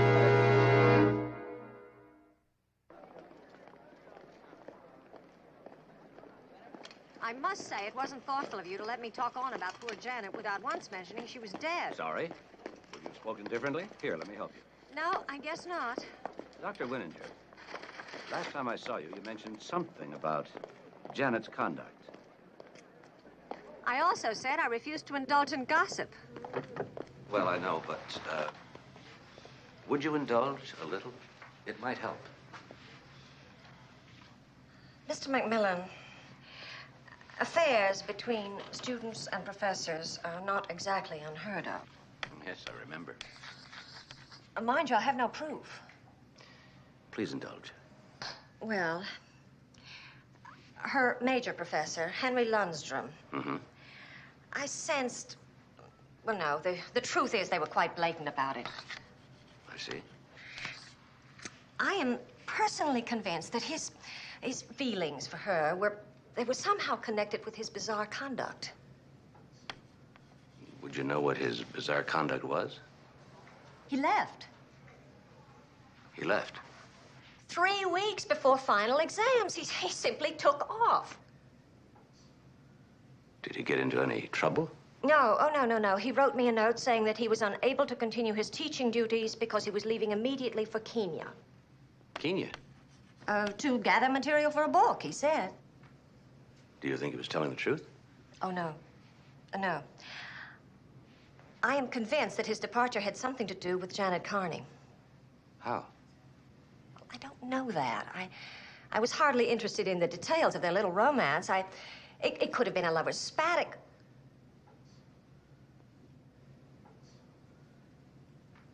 Good heavens. What's the matter? You don't suppose that... Henry, that he could have been the one. You know, the one that was killed? I was thinking the same thing for the past few minutes. Oh, how awful. Did he leave anything? Files? Anything like that? Anything. He left everything. Would you like to take a look? I certainly would. I told you his departure was bizarre. He didn't take anything out of his desk.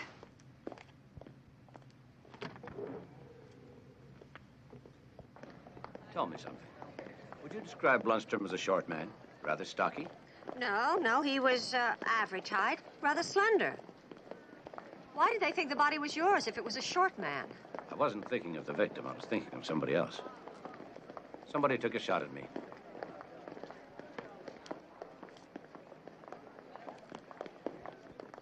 It's just down the hall.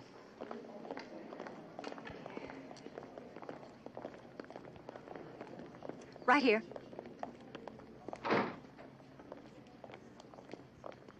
In here. I have been meaning to get someone in here to take care of this.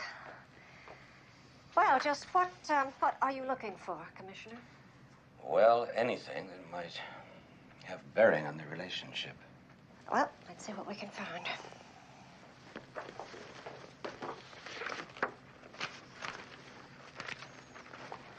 Are these student papers? Oh, yes. Yes, they are.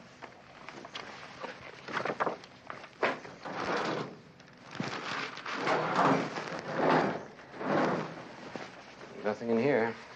Ah, here's something. Here's a connection. A paper written by Janet for his class.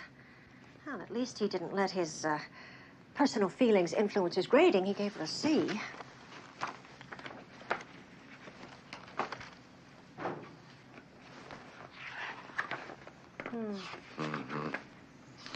Well, seems we've drawn a blank. Professor, thank you for your cooperation. Anything I can do. May I take this with me? I was just about to say those papers belong to the students, but I guess poor Janet won't be coming for it, will she? No, she won't. Thank you.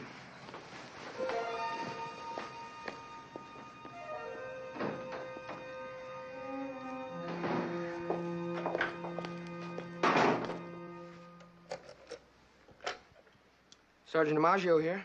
Steve, me. Well, hello, sir. Welcome back. Take this name. Henry Lundstrom, professor in the history department. All right, sir. What about him? Check him out. He disappeared last May. Got any idea where he might be? A hunch. Where? In a grave. Mark Stewart McMillan.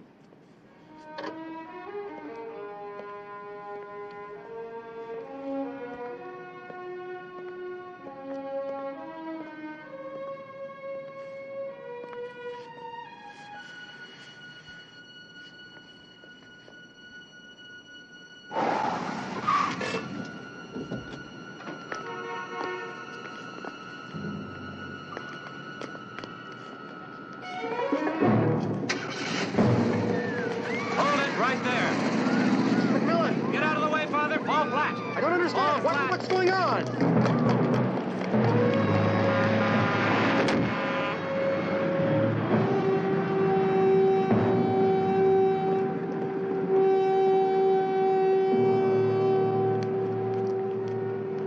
Father, why didn't you get out of the way? Because I... Who was that man? I don't know.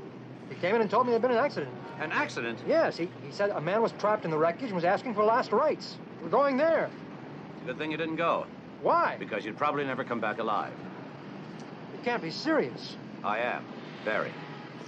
Let's go inside.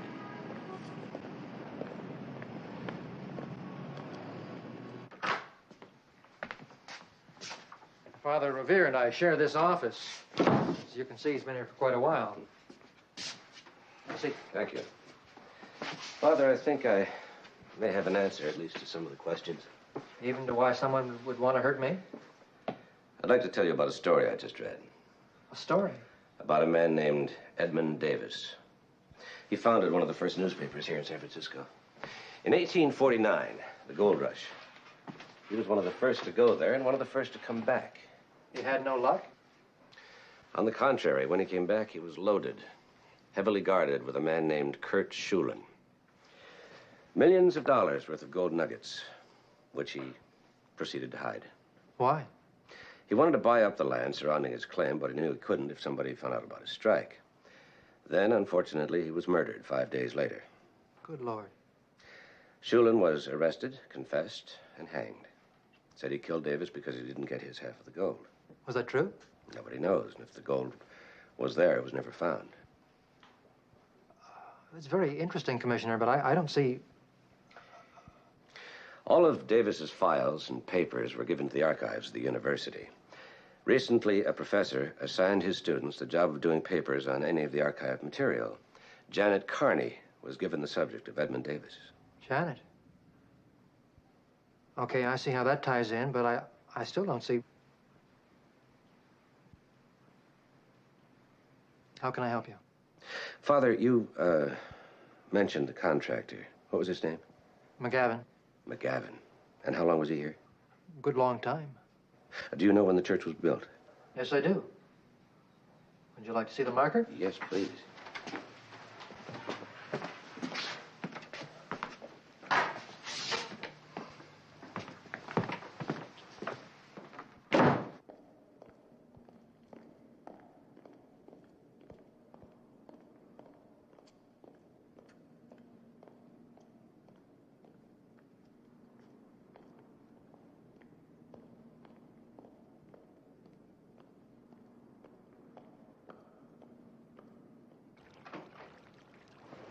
What are you expecting? If I'm right, 1849.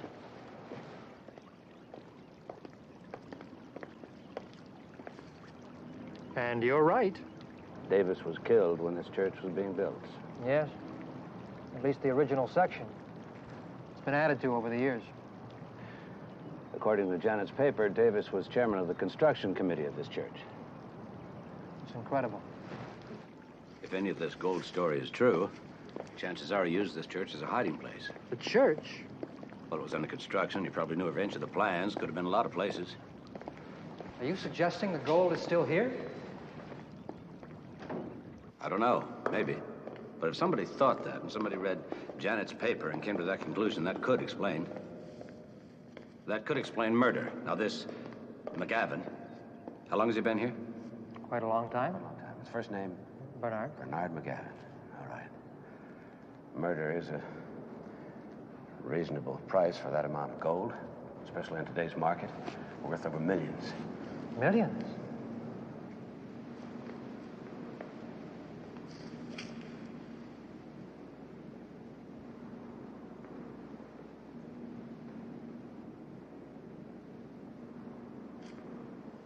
Here, look at this.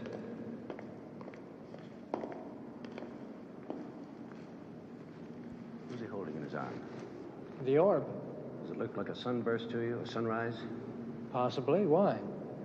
Davis's last known words were scrawled on a piece of paper. Under the sunrise, it said.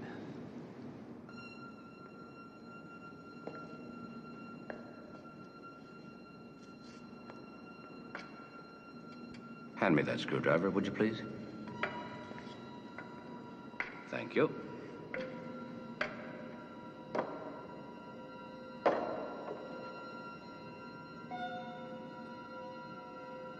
Uh-oh. Come up here.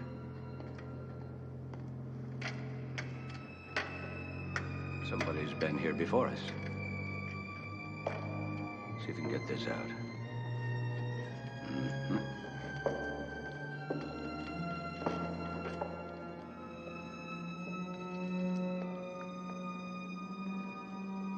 Well, they didn't find any more than we did, obviously. No room to hide a handkerchief, let alone a ton of gold. Mm-hmm.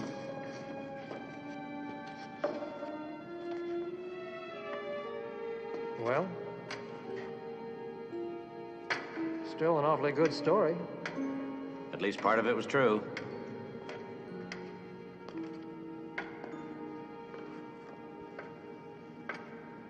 Father, who's behind this renovation? What do you mean? I mean, who pushed it? McGavin himself.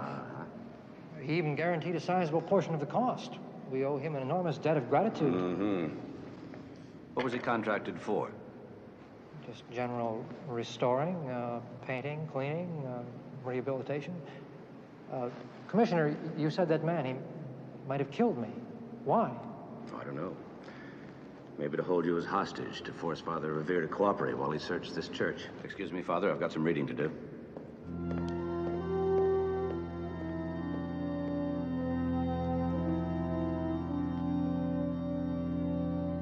Here it is. I've checked it out on my card, so don't forget to return it. I already owe $2 in fines. Tell me something. Aren't you discouraged? Sure. I mean, you've discovered this marvelous story, and it's fantastic and all that, but... I'm not any closer to finding the killer than I was 2 days ago. Right.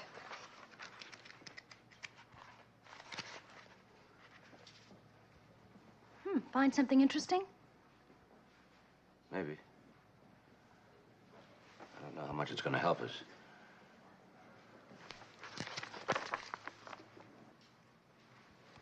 Excuse me, Commissioner, but I didn't know whether you wanted me to be available or whether I should go on with my other work. Come on in, Marine. I'm in, sir. Back in uniform, I see. Too many people don't believe I'm a sergeant unless I wear it. I know what you mean. They ought to design one for a police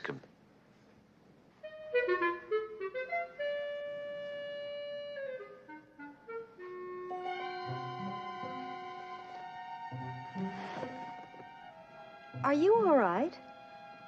Maggie, give me Boston information.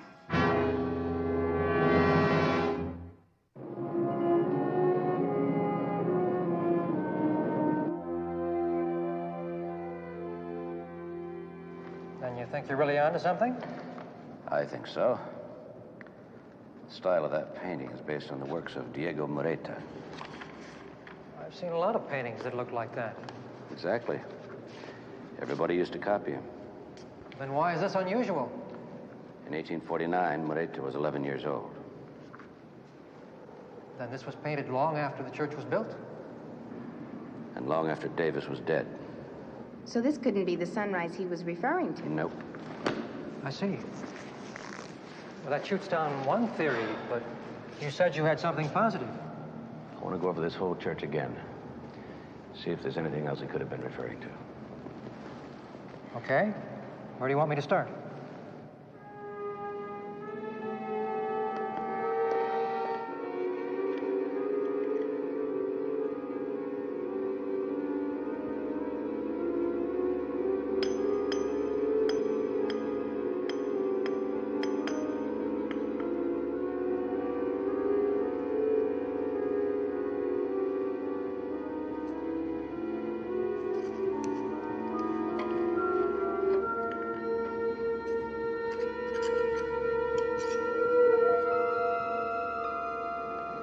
The gold is here. I'm afraid the only way to find it would be to tear the entire church down to the ground. I looked everywhere. Inside the walls, under the foundation, under the floor.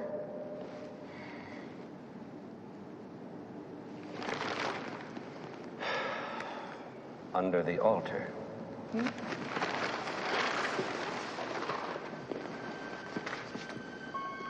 were looking under the wrong sunburst. It wasn't under the painting, it was under the floor. You can't ask us to tear up the entire floor. Just this section.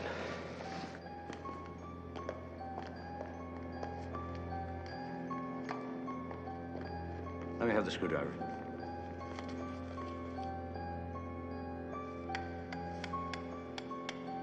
Uh-huh. It's metal. I'll take that.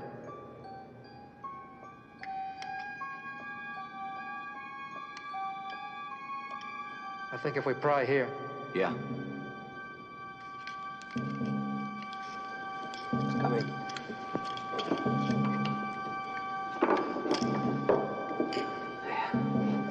Now.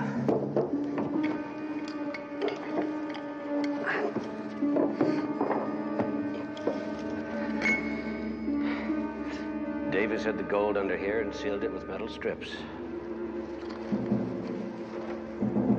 All right, now stand up, Commissioner. I'll take your bag, miss. It was very sharp of you to pick up on the sunrise clue from Janet's paper. Very sharp for you, too, Professor Lundstrom. Why don't we all three of us now have a nice little private conversation in the cloister? Commissioner?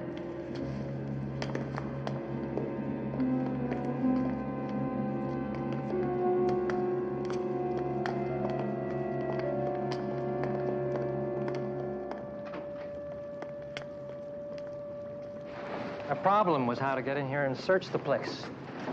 Then I saw an item in the newspaper, and it was dumped in my lap. What was the item? Just a routine little news story saying Father William Matheson had been assigned as an assistant to Father Revere. A fellow from Boston, it said. And you intercepted him? That's a nice way to put it. You can stop right there. You killed him? He went to his spiritual reward a little ahead of time, that's all. What made you think you could get away with that? I'm a scholar. I knew how to bone up enough to get by for a while. That's when Janet caught on, right? Belatedly. When I left the campus without saying goodbye, I guess her pride was wounded. Her mind just wouldn't let go. When it finally occurred to her there might be some connection between the gold and the church, she decided to go and take a look. And whom should she run into? Father, I wonder... Henry! I'm sure you'll find this devotional inspiring.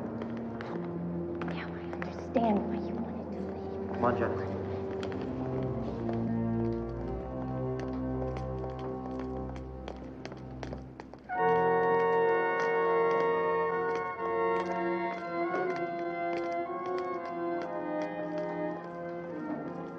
You ran off because... Don't you know I'm doing it for you? What? Honey, I couldn't let you be a party to some of the things I might have to do. So you were going to contact me as soon as you had the go? Think back, Janet. About us. Can you really doubt that? Henry, now you listen to me.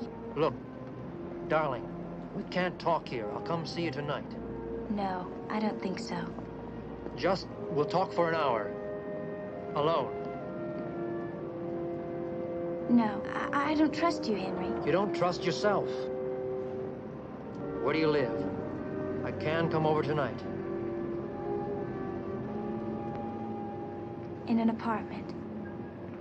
I'm staying in an apartment. Which turned out to be your place, Commissioner. Who was the other victim? A friend of Janet's.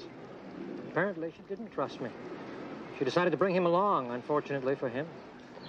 Could I ask another question? Sure, go ahead. Who was the clown running around taking shots at me? Oh, him.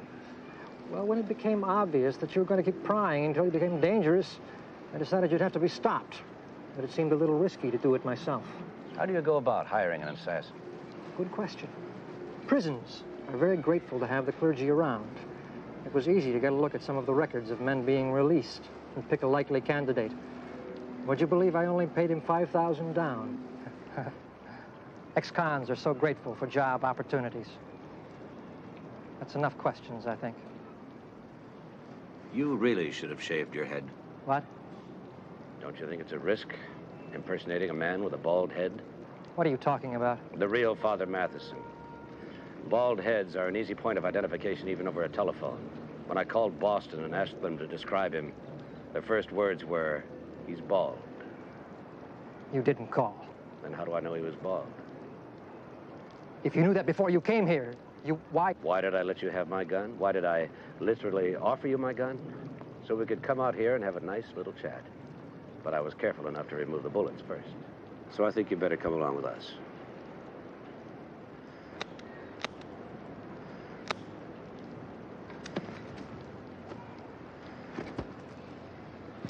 Convinced? I'm not.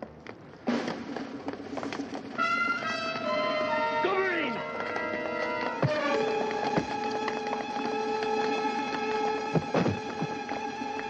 Take care of him.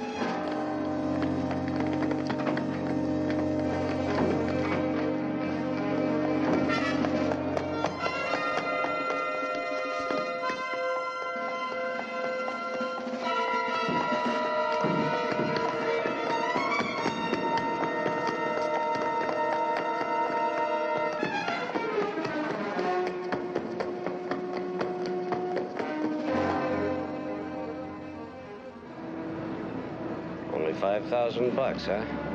That guy's getting millions.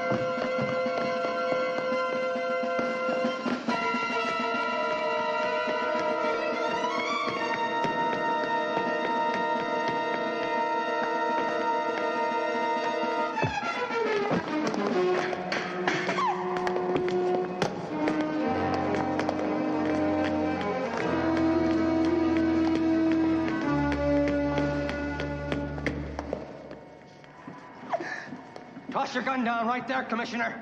Sorry, Lundstrom. I'm taking you in. If that gun isn't gone by the time I count to 3, this young lady's gonna get a chance to fly. I mean it!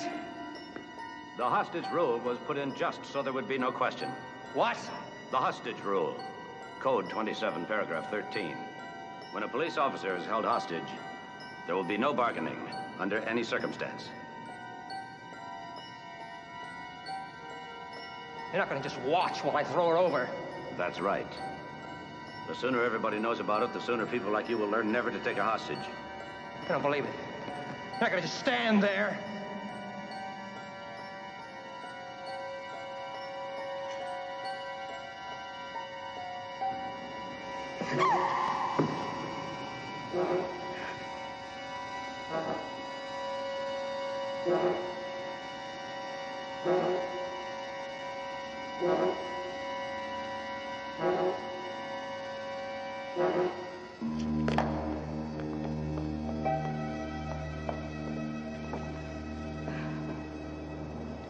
When did the hostage rule go into effect? About a minute ago. All right.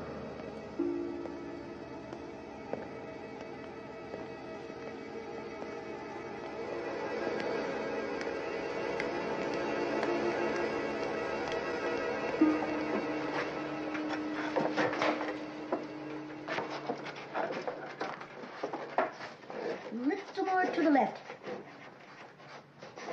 How's that? Perfect. What made you decide to call Boston in the first place? Something Maureen said about people not believing she's a cop unless she's in uniform. What does that have to do with anything? The priest. We didn't think of him out of respect for the cloth. He's the only man with complete access to the church. That's why I called Boston to check up on him. Oh, that Maureen is a smart girl. Mm-hmm. Gonna take her out? Who gets the gold? No, I am not, and the church gets it. It's a good place for it. Father Revere's dedicating a new stained glass window in Jenna's memory. Oh, that's nice. Yeah. But I still think the least you could do is take Maureen out to dinner. Just to thank her. Never mix pleasure with business. Oh, nonsense. Besides, you had Janice Carney in your department. I never went out with Janet Carney. Oh, yeah? Yeah. I still think you should go out with the sergeant. DiMaggio? Rupert. Who's Rupert? Maureen Rupert. Oh, you mean the sergeant? I think you should go out with the sergeant. Why didn't you say so?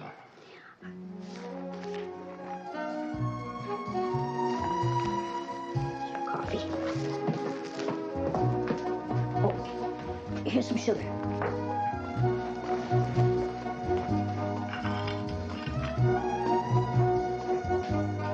Ooh. Ugh.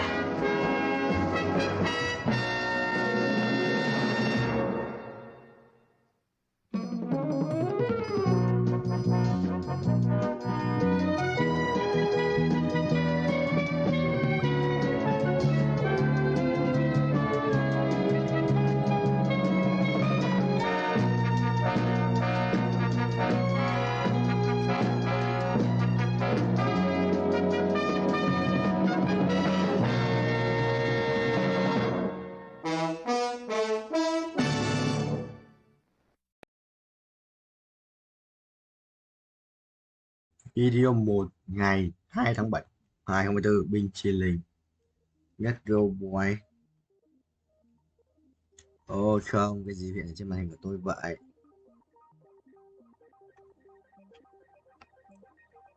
Nó sẽ quay tiếp cái trò lò lò là màu này. Ai tự anh chỉnh cho nó thẳng bên cộng 10%. Good landing, hạ cánh tốt, chỉnh tiếp.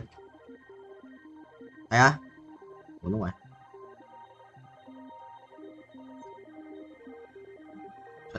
Chuẩn không? À, học, từ từ. Bên 15 lap rồi á. Sao anh muốn bút này?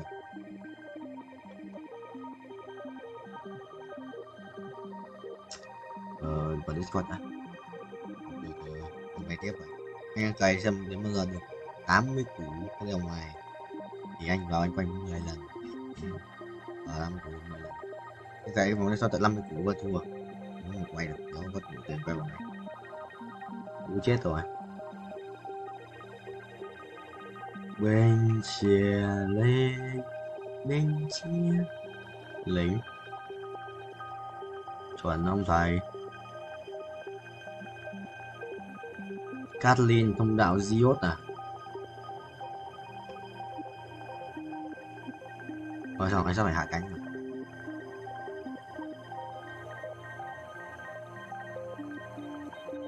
Bình. Thầy cho nó xoay tròn nhé. Đây ở đây. Perfect. À. Đi shit. Người la vậy.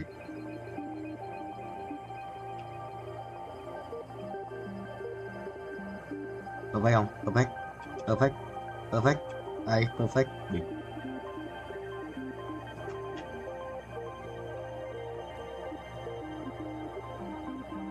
Gì vậy? Đây à? Không ai ơi, không phải đâu. Cơ sở đấy là trụ sở chính quan chủ để sống nhiều công ý quan chủ lại với Hà Đông Công cho nóng đang nóng này là gì lãng như bộ khởi đầu vấn thiên cung khởi đầu bố ngon rồi nhau ngon rồi anh ngon rồi anh ngon mày thì anh ngon thần dương linh mệnh đi và vẽ biết đâu hiểu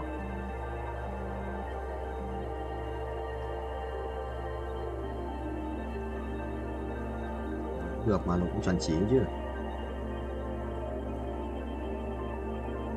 cái khổng lồ ấy. Chỉ lấy một cái đéo này nhét lên cái khổng lồ vậy thì sao Vinh trên đây không nhặt trước lần nữa. Hello guys, tao chắc sẽ chinh choang chưa với thằng Trung Quốc ra này. Mày có thằng điên xin ở Pripyat, mày có thích Pripyat không? Có thằng con lợn 34 tỷ à, bay đến 80 triệu mời đồng yes bay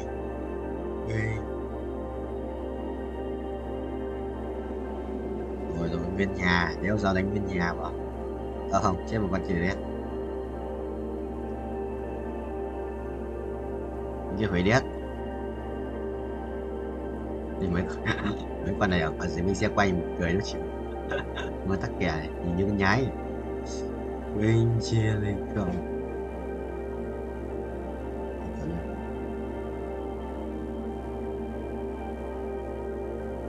nó vậy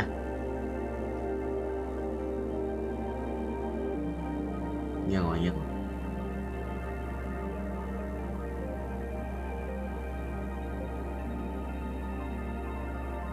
ai đánh bộ khởi đầu đúng không vậy cộng một tướng à không ai đánh bộ khởi đầu cũng thầy à thôi thầy xin phép vậy còn tiền 3 sao tiếp 3 thì check bài á không có thằng đánh á này có oan thì sao không phải đánh thần rừng à chữ à đâu hiệu này mà đánh sút cho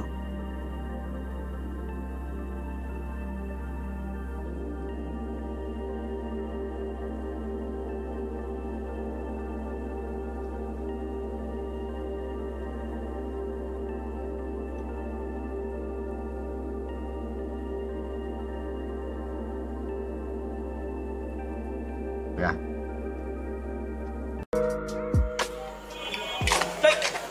ও তুমি ডরাইছেন ডরাবো কেন মাকে এরকম আটকা মায়া মনে সামনে চলে আসলে তো একটু চিন্তা লাগেই আর কালকে আবার তোমার মামার সাথে চ্যালেঞ্জ বললে আইসো শেষবার মতো চুল দাঁড়িয়ে আশ্রয় আসতে শুনেন কালকের খেলায় আপনি হারবেন বাবা কনফিডেন্স দেখছো মেয়ে যদি না হারছেন তাহলে কিন্তু বললাম এটা দিয়ে আমি আমার হাতে আপনার নাম লিখুন মানে তো তখনই বুঝবেন যখন এটা দায় আপনার উপর পড়ব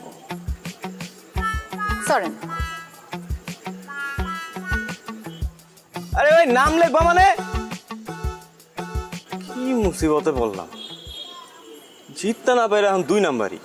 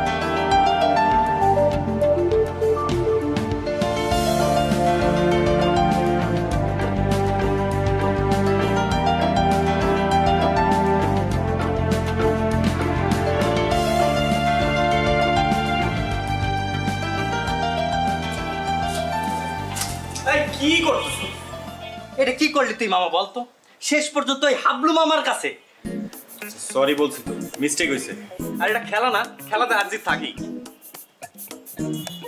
এই কথা তুই বলতেছিস 3 বারের চ্যাম্পিয়ন নিলয় বলতেছে এই কথা শেষ পর্যন্ত খেলায় হার জিত থাকেই হ্যাঁ বলতেছি এবার হয় না আগামী বার হইব আর শোন আমাদের না বয়স বেশি হয়ে গেছে ঠিক আছে এখন এটা জুনিয়রদের করা কাম আমরা অনেক সিনিয়র হয়ে গেছি এই দাঁড়া জুনিয়র হ্যাঁ কোন অ্যাঙ্গেল ওই হাবলু মামার তো জুনিয়র মনে হলো কত দেখি এই কথা শোনার পরে ওই হাবলু মামা সানফ্লাওয়ার তেল মাইরা ঠিক ঠিক করে হাসবো তুই এমন একটা কাজ করছিস মামা এলাকায় মুখ দেখানোর মতো অবস্থা থাকলো না টাকা দিতেছি একটা কাজ কর বোরকা কিনা পিন্দা করতে থাক ঠিক আছে এলাকায় আর মুখ দেখাইতে হইব না দাঁড়া আমার মনে হইতেছে কেউ তোরে তাবিজ করছে তুই কখনো তো এই কথা বলার ছেলে না কি হয়েছে কত কোনো তাবিজ টাবিজ কিছু না আর শোন আনোয়ারের রহিম বাবুর ছেড়ে আনতে পাঠাইছিলাম কই হয়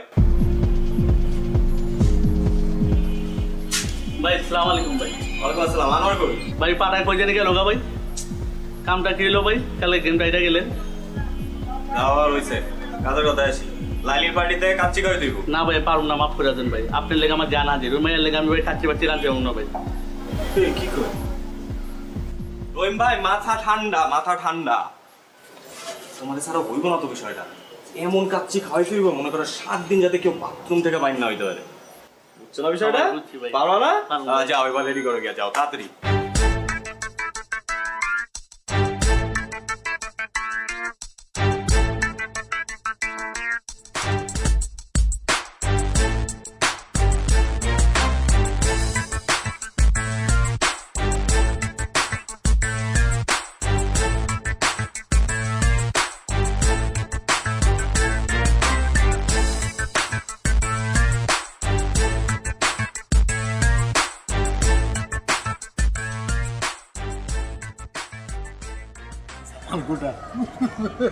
একটু বড় খবর হইব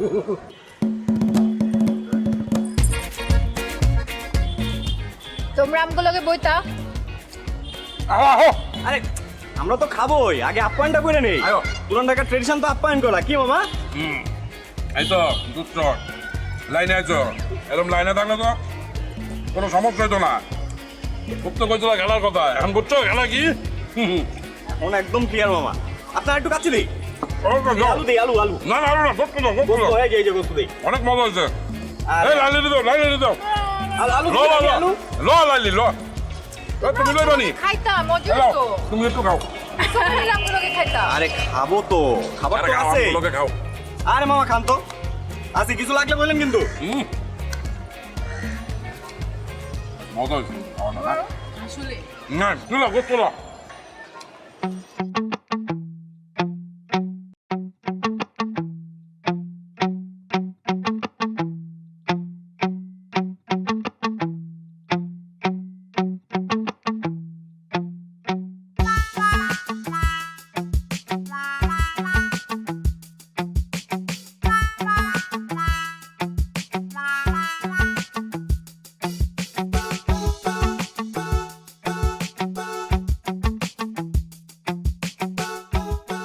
এইবার লইয়া কয়বার হয়েছে ভাই 5 বার তোমার এত করে কইছি যে একটু কম কম খাও মাংনা খাওন পাইলে হুদাই হাম করে খাও দুলা ভাই আমি তো মাগনা খাওন খাই ভাই আমরা তো বাজেতে জিতছি আর আমি তো পরিমাণ মতোই খাইছি বিশ্বাস করেন দুলা ভাই আমি নিশ্চিত ওরা খাওয়ানোর মধ্যে কিছু মিশাইছে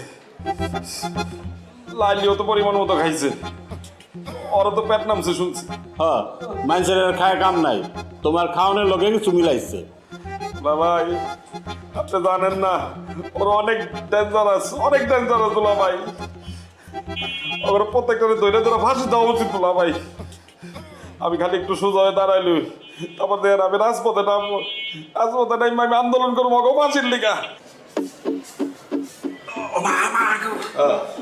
যাও তুমি তোমার কামে যাও আমি তোমার লেগে কেড়ে বয়ে থাকো আপনি একটু বহান ভাই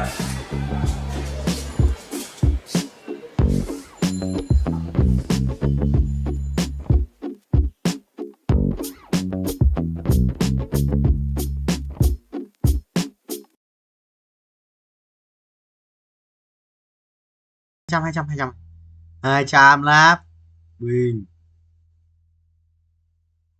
perfect 2 lần à dạo nghe chợ sự mình biết chứ cho nghe có tài hiệu 210 lap 42 tỷ 2 triệu một lần có chờ nhầm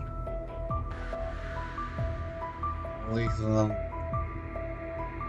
còn 100 để bớt 6 15 cái lại sử dụng binh chi linh ấy bay binh chi linh điên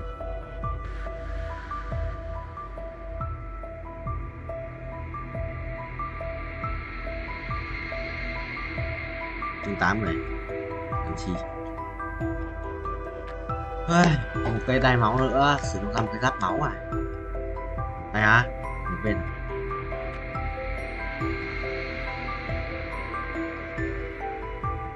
anh không có như em nghĩ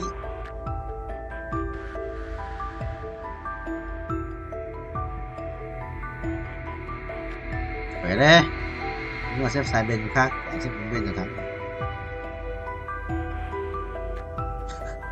vậy đấy chị cần búa hai bạn nữa chuẩn bị cái này 33 triệu start rồi tiền cái chứ ngon vừa lên 8 đất và 8 điểm gì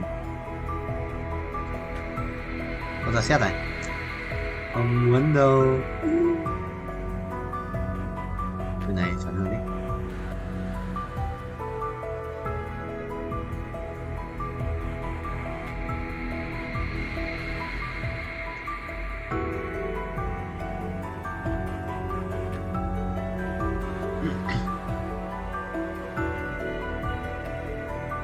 ra xin ra rồi ngon này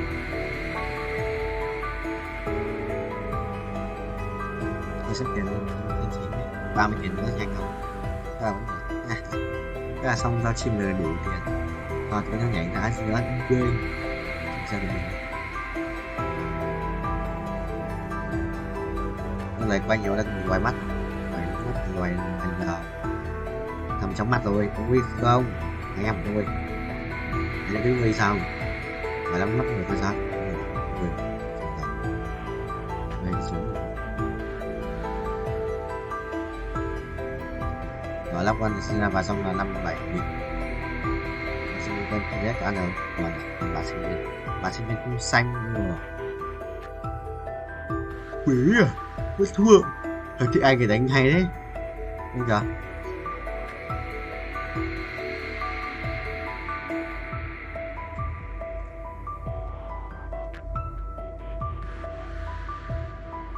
anh múc lửa được giờ anh hay vậy anh hay yêu điên mà chịu trốn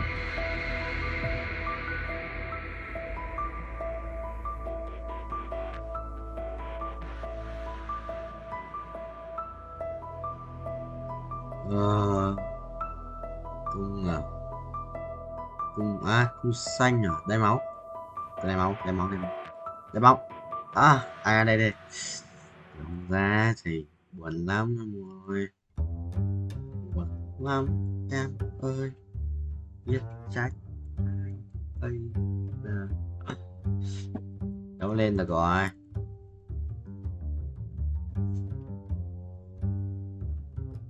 qua 18 máu 2 sao nữa thiếu tận 68 tiền cơ mới có 53 tiền chưa đủ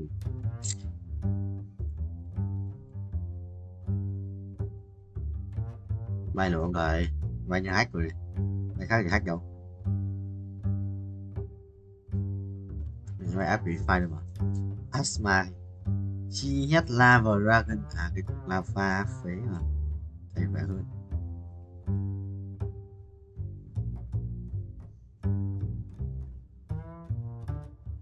vừa này đánh oan nó còn chết cơ thằng thì top 1 bạn cái cao tới top 1 vậy thắng top 1 này nếu sao thắng thì top 1 rồi phải thắng không vậy bắn nhỉ nhanh ghét thắng đi chưa thắng rồi gần thắng khiếp phải bắn toàn để chiêu bắn được mà đéo có đam what the hell 5 phép chiều rồi toàn 5 phép ạ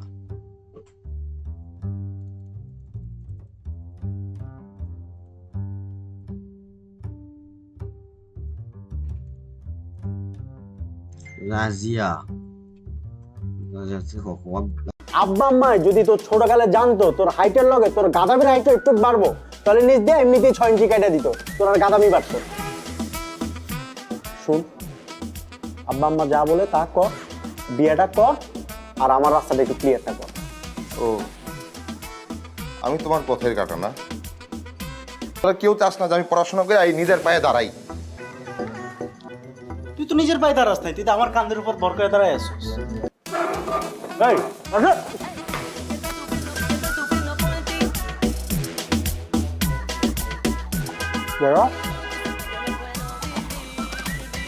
এই, কি তোরা সকালবেলা এরকম কান্দতেছিস কেন? আব্বাও কান্দতেছে, আম্মাও কান্দতেছে। কিছু আম্মা কি সকালবেলা কি সিরিয়াল দেখা শুরু করছে? তাহলে কিছু চুরি হয়েছে বাসায়? কেউ মারা গেছে? কেউ কি মরার আগে হসপিটালে অ্যাডমিট হয়েছে? তাহলে কি হয়েছে? সবাই এরকম আয়োজন করে কাঁদতেছে কেন? বাবা মা বলতেছে আমার নাকি পড়াশোনার দরকার নাই, ধান থাকলে নাকি ধানের মাঝে চিটাও থাকে, আমি নাকি চিটা। হ্যাঁ, তাহলে তো ঠিকই বলছে। আর তুই কখনো দেখছো আব্বা আম্মা পোলাপানের সাথে মিথ্যা কথা বলে? ভাই কি ওই কথা কইছে? কইছে আমার 1 মাসের মধ্যে বিয়ে করা লাগবে, বিয়ে করে 9 মাসের মধ্যে বাচ্চা পয়দা দেওয়া লাগবে। মাত্র 9 মাস টাইম দিছে? তুই তো নির্ঘাত ফেল করবি। মানে তোর যে পড়াশোনার কন্ডিশন, তুই 9 মাসের সাথে তোর আরো মিনিমাম 4 মাস টাইম দেওয়া লাগবে, তারপর যদি 12। আচ্ছা, দোকানদাররা অবশ্য নতুন যারা বিয়ে করে তাকে চেয়ার দিকে তাকায় থাকে 2 পয়সা ইনকামের জন্য, তোর দিয়ে সেটাও হবে না। তুই চিন্তা বাদ। হ্যাঁ বল। তুইও কি? আমি আগে সন্দেহ করছিলাম তুই আমার মায়ের পেটের ভাই না। মায়ের পেটের ভাই হলে তুই এরকম করে কথা বলতে পারতি না। তোর আমার না কোনো মিল নাই, না আছে স্বভাবের মিল, না আছে চরিত্রের মিল, না আছে তোর এই যে চেহারার মিল, গায়ের কালারের মিল, কোনো কিছু মিল নাই। বাইকটা শোন, আব্বা আম্মা যদি তোর ছোটকালে জানতো তোর হাইটের লগে তোর গাদামির হাইটটা একটু বাড়বো, তাহলে নিজ দিয়ে এমনিতেই 6 ইঞ্চি কেটে দিত, তোর আর গাদামি বাড়তো। শুন, আব্বা আম্মা যা বলে তা কর, বিয়েটা কর, আর আমার রাস্তাটা একটু ক্লিয়ারটা কর। ও, আমি তোমার পথের কাটা না? আমি তোমার জীবনের বাধা? তোরা কেউ আমার ভালো চাস না, তোরা কেউ চাস না যে আমি পড়াশোনা করে এই নিজের পায়ে দাঁড়াই। তুই তো নিজের পায়ে দাঁড়াস নাই, তুই তো আমার কাঁধের উপর ভর করে দাঁড়ায় আসছিস। শোন, আমি তোর ছোট হিসেবে চাই তুই আব্বা আম্মার কথাটা শোন, তুই 1 মাসের মধ্যে বিয়েটা কর, আমি কবজি ডুবায়া তোর বিয়ের কাচ্চি খাবো, বুঝছস? এই, আসো।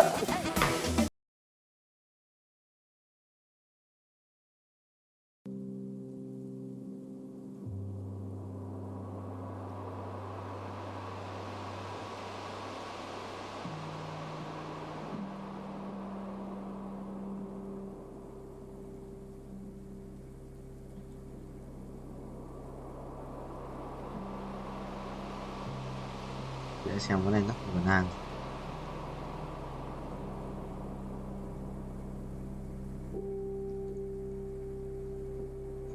thừa thì bắt 2 lần nhưng mà và đây kiếm tiền để bớt nha. Mà sao chúng nó cứ chơi ở đây, kiếm tiền để bớt ở đây ạ. Ra chúng nó bày ở đây thì anh cũng bày ở đây rồi, những quan đi bớt.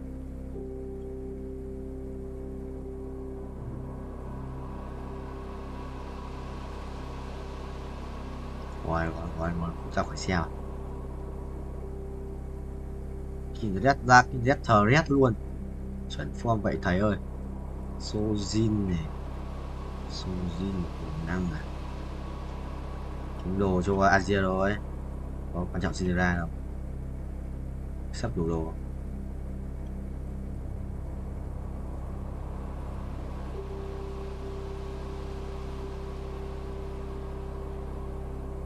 Bình chia lên.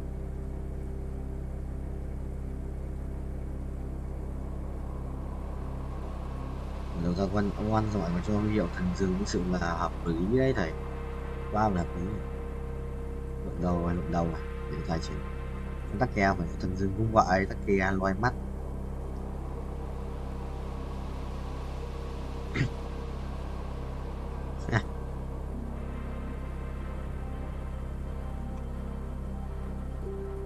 Ủa, lắc đít à?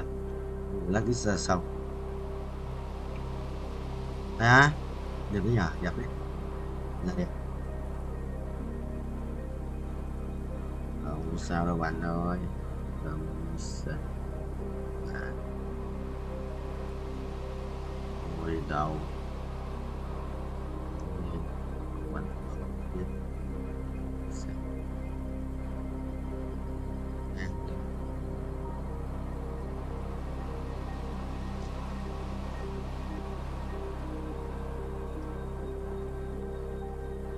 Mày nhanh vén nhất, mày nhanh đi hết mà. Mày tí tỷ láp. Phải không vậy? Ta tính chưa? Thích chưa? Thích rồi, thích rồi. Thích rồi, thích rồi. Chịu rồi, phải bay trên đỉnh một lúc cũng xuống. Cũng muốn. Wow. Có phần nữa, theo hết 38. Ui. Eo, cái thua mà. Thua được mà. Cái này thua được mà. Chôn không? Quà sinh nhật là trai quý nhỉ?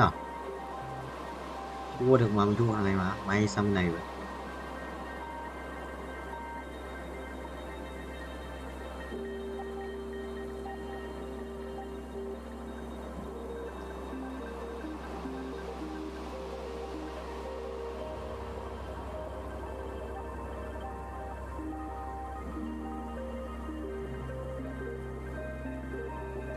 Ok, đấy, đây và để đã tự di chuyển, đã thể di chuyển, đã thể chỉnh hai bên là xong.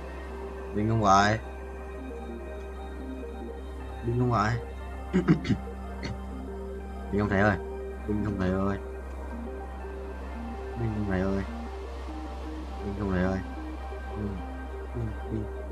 Ai á? Chôn tao.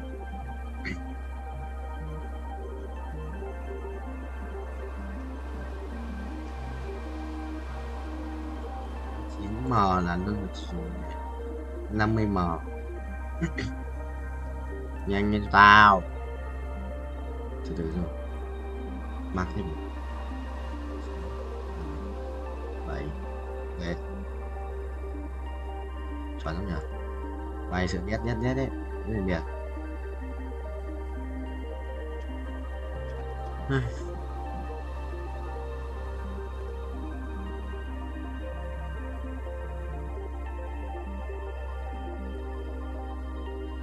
Dậy đi. Hay à, mảnh rất nhiều mảnh nha, rất nhiều mảnh nha. Cung luôn mà, thôi xin cái mảnh lấy đồ chỗ ăn vậy. Thêm cái giáp máu nữa, kiếp cái mấy cái mảnh cũng hết sạch mà. Anh lấy mảnh còn lại.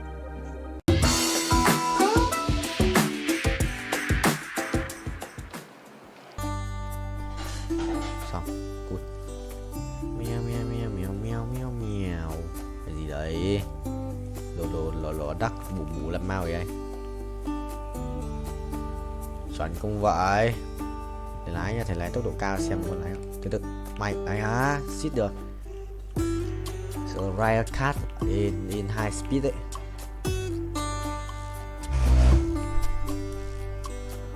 Chuẩn không? Hay á? Không được. Sợ tốc độ cao. Tốc độ cao đét mà. Rồi một lần, hai lần thứ hai. 300 lap à? 400 lap. Chuẩn không thầy? Chuẩn không? Chuẩn không?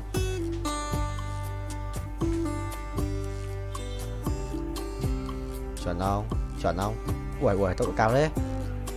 378 lap cho 400. Hay à, chúng ta thua. Thua, bài khỏe đấy. 2299 á. Bài đấu sĩ á. Mình lắp vào mày có ăn uống đầy đủ nhỉ? Thằng này được ăn uống đầy đủ. 299 là phải không? Không. Tự đầu chuyển hóa bàn đấu.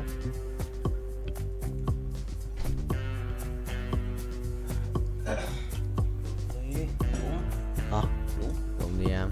Đúng.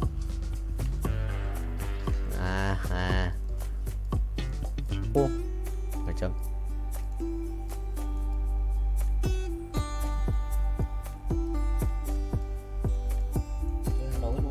Này em, thua rồi. Chuẩn bị ăn đi sang xuống dưới.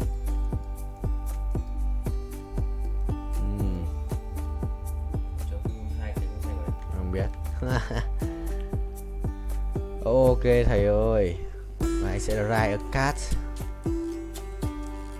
Lâu rồi, 15 phút. Well played bro. Mày lái luôn đấy, lái bình vua lái racing boy.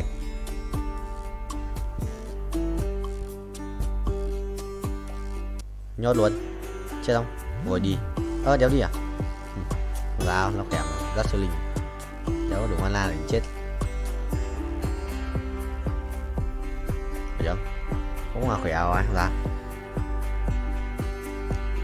Đánh bài gì với cả Nautilus 2. Cảnh vệ này. 3 cảnh vệ rồi. 4 cảnh vệ. Cảnh vệ 2 luôn.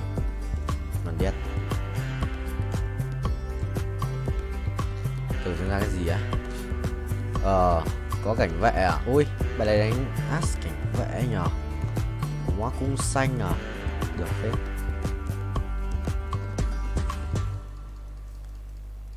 As cảnh vệ. Nó thì lướt này. As cảnh vệ rồi. Đánh chung bài 4 tranh. Cảnh vệ As cảnh vệ thì sẽ là phần đâu rồi? What the hell? Catlin đâu? Đây. Đây. Không biết sao mình nhớ mà. Kệ đi. Cứ cho cảnh vệ vào đã.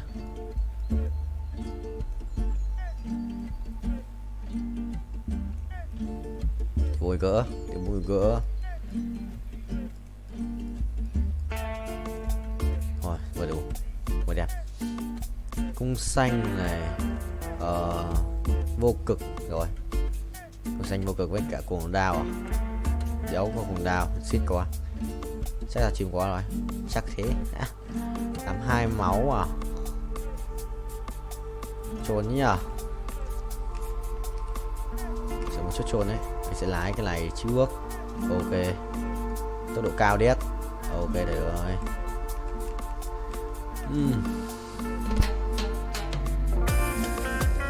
Cảnh vậy à?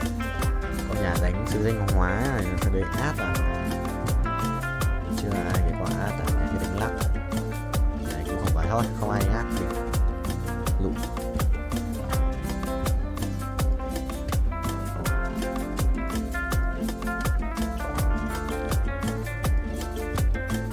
Nissan mà xin ra chơi.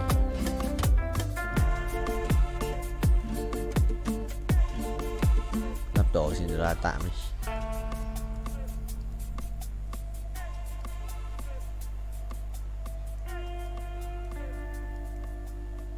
Sila là ra tỷ đấu sĩ này, mình muốn đánh thì nhầm, trở thành đấu sĩ tiếp và ra 1 tỷ ấy.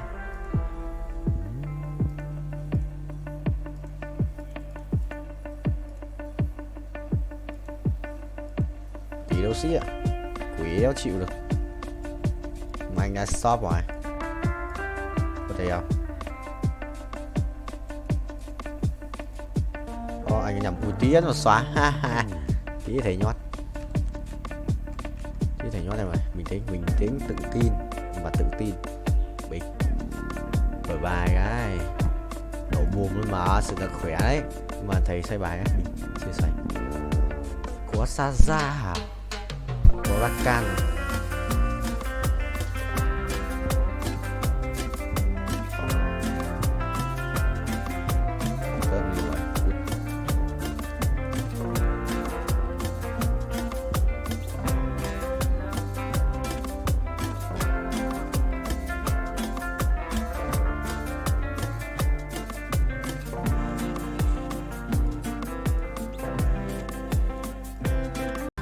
một video 1 ngày 5 tháng 7 2024 bên chilling let's go boy.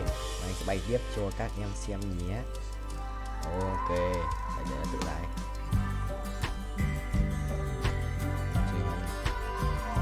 Anh sẽ hiện một chút. Mình sẽ kiếm 50 củ để 50 củ để luôn tiếp lên chiến sĩ nhất. Đây đéo lái được thẳng quá, trốn quá. rồi. Chi xong rồi phải không? Mày hù tỏ đùa, mày đùa thôi, thầy kệ cho mày tự đi. Chuyển thuyết tăng trưởng mày.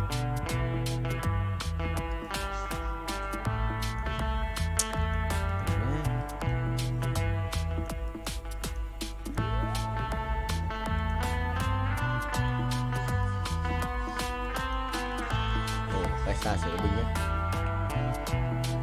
Ok, thật ra được 3,47 chỉ không? Cộng 3,17 nhân trừ 20%, tầm chơi được 20%. Đây là nạp chút năng lượng chung qua bả bản thân. Đây là 127 triệu đúng không? 127 triệu pet à? Đây chơi lên ở đây đuổi 2 cái màu vàng rồi xong bay cao như vậy. Đi kéo vậy.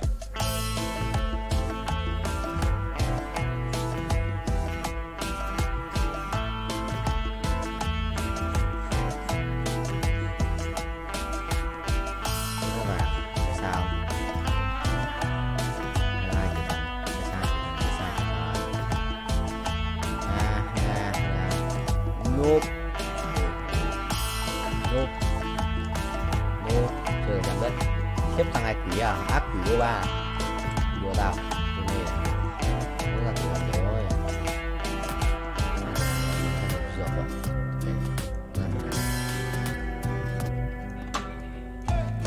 chết rồi đi kìa 2 phút rồi 2 phút hơn của pháo mày cộng 10 cho thầy.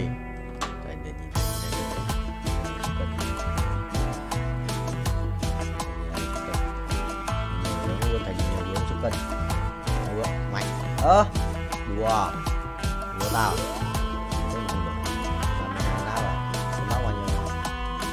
rồi đấy ngã chéo mà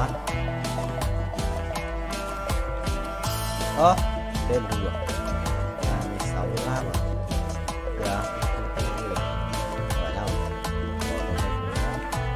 2 3 cái con viên binh nhiều 5 mở ủa 50%.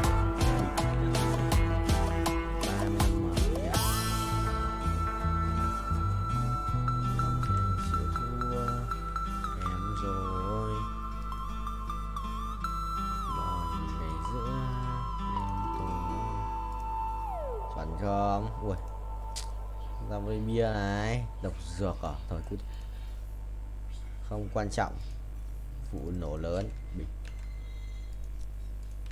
sẽ sẵn bài tử thần mà để hiểu sẽ sẵn bài chơi chạm đất trải thải cái đường đâu mà chạm chứ là thế rồi đang xuống mà đang vòng xuống rồi đang xuống thì binh sinh linh không 3 2 1 perfect một lần này. Đấy, kiếm 15 lần perfect không 100 lần perfect thì ăn 6 triệu nhờ 7 triệu mình cần 50 thôi đã được 5 củ rồi. 7 củ là bình thường chuẩn rồi đấy á đón thêm một nhịp là bình rồi.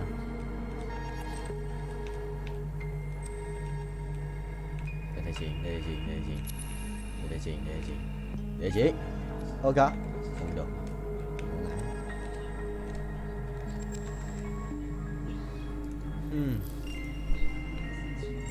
mất kiếm mà cổ không mất áo luôn à nếu còn gì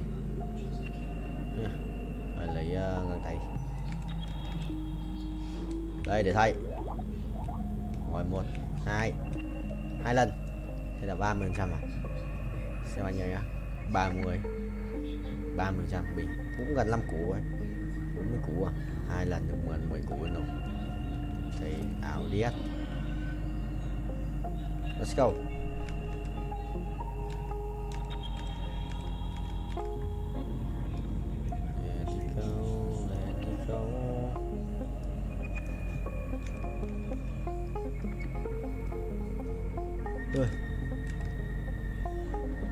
Chứ bên Chi Linh không vậy. Bạn 7 lap à? Vậy 456 triệu coin để rebirth tiếp à? Sợ khó đấy.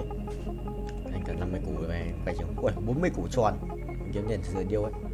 Một lần perfect này. Một lần perfect.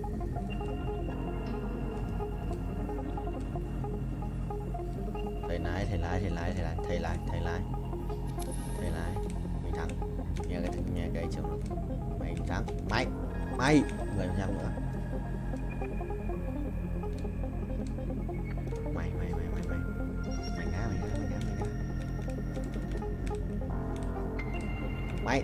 Mày ơ không được. Đùa tao. Xuống không. Xuống 77 ơi.